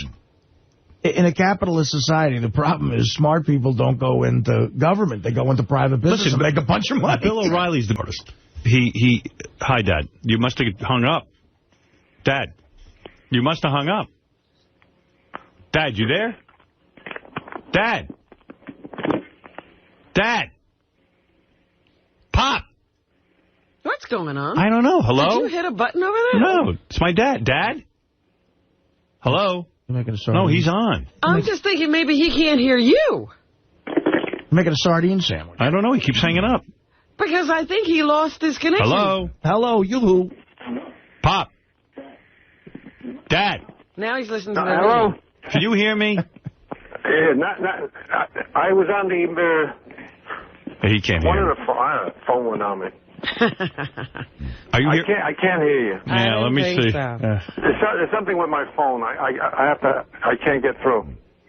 Hold on one minute. All right. Yeah, he's doing something weird. It's him. He hit a button on the phone, maybe. But you see, this Bill O'Reilly, I think my dad's gone. Hello? Howard. Yeah. Can you see if you could test that crap-tacular again between me and Joey? Yeah, Gary, what happened to the craptacular? I was looking forward to that in a weird way. The craptacular? Yeah, weren't High Pitch Eric and Joey Boots going to have a crap-off? You know, Tim Sabian was working on putting that together. I have to find out where they went on it, where they were at. That's the thing that stresses Tim out so much? Yeah, I'll need a report on that. He was saying he's stressed out. Yeah, thank you. And you know what? Joey Boots says, Joey, you're up for it, right? Howard, I'm down with doing the craptacular. We just need a date. Okay. So let's do it. Let's put it together real soon. These guys are still in training, Howard. To talk about the food that we want, too. Yeah, you guys are going to provide food for us, right? I believe so, yeah. Tim, what's going on with the craptacular? We still want to do it. Just a couple of other things came up during it. But, so we're still you're working on it. Let's roll with this. Let's do it. Why? I just want it. I just love Tim and his corporate glasses. Yeah, we're working on the craptacular. I'm very busy working on the craptacular in the back. Way to go. Yeah, thank you. Look at the thanks. size of Tim. I know, he grew. What a man looks like, right, Artie? It is, buddy. All right, boys. You're right. There's a lot of talk going on all at once, so I'm going to say goodbye, and we're working on it. That's all I can tell you. Make it happen, Howard. All right, Joey. Thank you. Right. All right, you know. No, you know, Tim, we were talking about Tim yesterday at the wedding, and they were saying that he was the one bumping into people and knocking people over at the wedding. At Will's wedding, yeah. Yes, he said that he's all stressed out most of the week, and now I know what he's stressed out on. Hey, Howard? Yeah, I mean, the guy had a big programming job in Philly, and now he's planning craptaculars. Yeah. Go to Gary page 2 of the wrap-up show, and in 30 seconds, Tim explains his behavior at the wedding. It's the fourth one down. Tim Sabian now joining us on the wrap-up show. God cursed me with a personality, number one. What did he say? Number two, God cursed him with a personality. You see me at work every day where I'm under pressure, I'm running around like a maniac. You know, I don't have time to sit there and be Mr. Congeniality. Number three, I was out and about with people I love and adore and having a great time. So if that's, you know, for having a great time, well, so be it. All right. So what'd you do? What'd you do? What'd you do, you big buffoon? I guess Tim took my personality over. No, Ronnie, you still have that personality. Don't worry about it. He's got a different personality. You haven't lost that personality. That's another thing that came on the wrap-up show yesterday, Howard. If it's at the second clip down, but Ronnie says that you've never, ever had his back. Oh, I don't have his back. Let me tell you what he'd be doing if it wasn't for me. He'd be home in a novel doing, you know what he'd be doing? He'd be doing pickups over at the Today Show if he's lucky. He's got his back, front, top, and bottom. I don't have his back. All of him. Himself. I don't have his back. First of all, that back is so hairy, who could have it?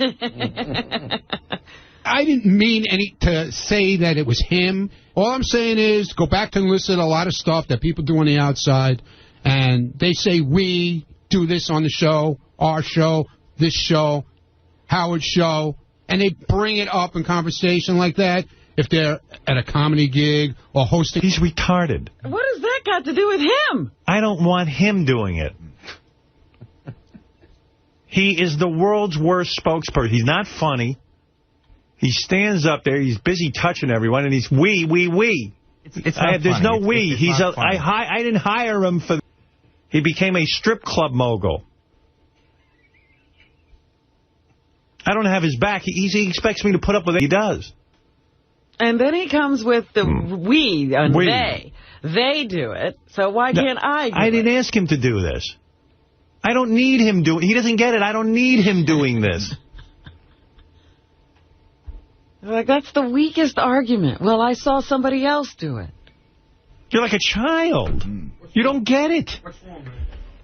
I saw someone else do it, so it's okay. What do you mean I don't have your back? What would you be doing without me? When I retire, we'll see what you're doing. Wait a minute. We'll see what you're doing. That's not what I was talking about. We'll see what you're doing. That's not what I was talking about. You were talking about that you see other people going to places and saying we. Right. I'm talking about you. Okay. But nobody else gets yelled at for it. I do. Other people get yelled at for other things. No, they don't. You get yelled at. They piss in the street. You're not funny. Doing things in your name. You're not funny. Pissing in the street and everything else. That's funny. That's fucking funny. Someone pissed in the street on my name. People from your show. I'm not talking about that. You went up on stage and said, what I'm saying about you not having my back, no matter what it is, dude, you never stand. I don't have your back? Okay. You can leave. You can leave. Goodbye. Get out. Get out of here. You never stand up. Everything is my fault. You're not Everything is my fault. Everything is my fault. You're right. And I'm going to show you how I don't stand up for you. You're done. Everything is my fault. I don't need you to do security anymore. You can just go sit in the car. Everything is my fault. And go do some pickups over at the Today Show. Everything is my fault. Goodbye. I'm not talking about that. Goodbye. Oh, you're not talking about it? No, that's not what I was talking about. I don't have your back. Get out. That's not what I was talking about. Get out. Okay, I don't care. Goodbye. Get lost. Get out of here. Goodbye. Done with you. Yeah, good. Goodbye. Get out of here. Get out. Get out. Get out of my studio. You insane? I don't have your back. You should be blowing me every day and sticking your tongue up. You got to be kidding me. I don't have this guy's back. Insane. Gave him a life. I don't have his back. I don't know too many people who have his back more than I do. But still, what is this people pissing on the streets in your name? Are they writing your name in He's referring to the fact that Richard went out and got drunk and peed in the street, and he thinks somehow he equates... Nobody was there watching him? Getting up on stage and saying we in front of some strippers about what we believe in. I don't have anything to do with what he believes in. He doesn't know one thing I believe in. He's not my spokesperson. Him and Dennis Hoff are my spokespeople now. Oh, goodness. I mean, well, listen to this guy. I had to throw him out of here before I took his back. I take the hair on his back and rip it out. Nudnik. What a putz. Get out of here. I kicked you out of my studio. No. Leave. No, I'm not leaving. Yeah, I don't have your back. Get out of here. How dare you? Dude, anytime there's something goes on, even if I'm right, I'm wrong with you. When were you right? With anything. With Name what? it. Name the time you were right. I can't remember. Of course not. You're never right. Never I don't have your back. That's what you went on the radio and said. That's what I was talking you about. Said I don't have your back. That's what I was talking about. I'm done having your back. I am never, whatchamacallit. Go dye your never goatee. right with you. Ever. No matter what it is, even if I am right, you'll say I'm wrong. But you can't give an example. Give an example of that. When were you right that I said you were wrong? Yes, give me an example. Yesterday with that whole thing with the girl. No. I didn't do anything with that girl. What girl? In that video that you put up. Dude, look at it again. I didn't do anything wrong. You did too. I did not. Yeah. Can I say something here? Look at this. Ryan, you know I have no malice towards you. You know I have no malice towards you, but she was I the only one who was lifting her up? I said it's I'm looking at it. Was I the only one who was lifting her up? I said every time I look at you, you're busy with girls every minute grabbing and holding. I wasn't grabbing. Calm down already. Mr. Yeah, okay. All right, now what is it? Let me ask, why were you lifting her? Was she in danger of alligators biting at her feet? Am I the only one lifting her, Fred? Yes, you are. I'm talking about you. You started. Me? And I think they're trying to steady her so that you and she don't fall over. Look, watch the tape. What are we watching here? Arms around, you pick up. You remind me of O.J. Okay. Now, he's holding her just so that they can get the picture. You know, that jury wouldn't have convicted O.J. if they were staring at a tape. We're staring at a tape of you lifting a girl, and you're saying you had nothing to do with it. What are you telling me? What, am I, an idiot? I'm watching the tape. Yeah, okay. All right. So where was I wrong? All right. Whatever. Where was I wrong? Whatever. This is your actions on tape. Okay. If I didn't have it on tape, I wouldn't know. Okay, fine. I don't have your back. Get out of here. You're an ingrate. Just like everyone else. I mean, just like everyone else. Get out of here. You heard me. Just like everyone else. What are you talking about? Bring up everyone else. Now he's doing it. Yeah. Get out of here. Even Uncle Paulie wants you out. Get out of here. And he's dead. No. It's just ridiculous. He's coming back from the dead. It's so ridiculous, man. Yeah, Ralph, go ahead. I love how Ronnie totally misses the point and glosses over it. You go into these strip clubs going wee. Nobody's looking for wee in the strip. If Howard wants an emissary at the strip club, he'll appoint somebody to go out and say wee. Does Ralph getting through to you? Or No, Ralph can never get through. You don't hear what he's saying right now? No, I don't hear what Ralph says. You don't even understand what he's saying? I don't hear what Ralph says. Not even Ralph is getting through to you. Yeah. I mean, he just explained it about as perfectly as a human being can as explain simply as it could be explained. This has nothing to do with anyone else but me and you. Okay. And then, and Ronnie's got this really annoying thing that Natalie from the Dixie Chicks pointed out. He'll repeat. He repeats, like say something. Natalie from the Dixie Chicks. Yeah, she was telling us how, because she's a big listener. Yeah, say something about Ronnie. Ronnie shouldn't. Ronnie goes around using my name. Yeah, I go around using your name. Right. That's a conversation with Ronnie. You can pull tape of him. You just repeat. Yeah, I'm a jerk off. Yeah, right. Yeah. Yeah. Okay, Ralph. Natalie from the Dixie Chicks getting up your ass. Wow. Yeah. Who needs her? Who needs her analyzing us? You're a great representative of Howard also, Ralph. You know what? He does things wrong too. Yeah, I know. Do you take it out on him like you do on me? I do. No, you don't. You say one little thing and then it's gone goodbye. One little thing. Yeah. Okay. Exactly. All right. Exactly. Why are you comparing what he does? I'm not comparing anything. Yes, I'm just saying that I get chastised for everything I do. You do a lot of Yeah, okay. You know what it is, Ron? Yeah, and nobody else around here does. I'll tell you what and they don't get chastised. Yeah, okay. Rob, I'm talking about you. Okay, fine. You're on the hot seat now. Okay, I'm on the hot seat. The engineer. For Scott the engineer, it doesn't work? Yeah. You've never heard him yell at other people? Yeah, I've heard him yell at Gary? Yeah, but he's always yelling at me. Even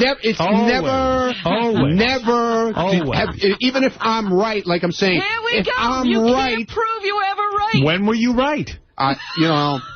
Give us an example. One time when you were right. I didn't think about it. When I can't think of a time you were right. But you're saying that like you got a thing in your mind of when you were right. You got to have an example. I got to have an example? Yeah. All right, the perfect example was one of the examples is when I bought that car. The limo, okay? Right. Okay. When were you right with the car? I sat and discussed it with Howard, okay? Let me ask you, the car you have now that I helped you get, do you see the difference between the car now that you have and the one where you couldn't turn on the heat? Do you see the difference? I'm not talking about that car. I'm talking about... All right, the previous one. The truck. The truck. You bought the truck. Did I said to you, I hate it? Did I went out and paid? No, I understand that. So what? I made my mistake. I was wrong. Right away, I was wrong. The minute you got in that thing, I hated it. That I was wrong. You were wrong. You were the one who recommended that to me. You said, man, if we get a truck and convert it into a stretch limo, it's going to be the greatest thing ever. It's a clown car. White trash. You were wrong. But, okay, I said it was my fault for listening to you. I'm always wrong. It was my fault for listening to you, and I assumed the responsibility. I assumed the responsibility. No, I did. I know you did. Right. So but right away, I was wrong. And then the thing with the last limo, before this one, I didn't build the car. No, I didn't make it like that. But you went to a guy I told you wasn't going to know what to do. I warned you about that. You got to and I said to you, Ronnie. I said, Ronnie. Hey, Ralph, could you please? You're doing business with people. I want to talk to him. I'm talking to you. I don't need to talk to him. You were doing business with people. Am I talking to you? Do we have to have him talking to me? I don't need him talking to me. You don't control the show, unfortunately. I understand that. I'm asking you.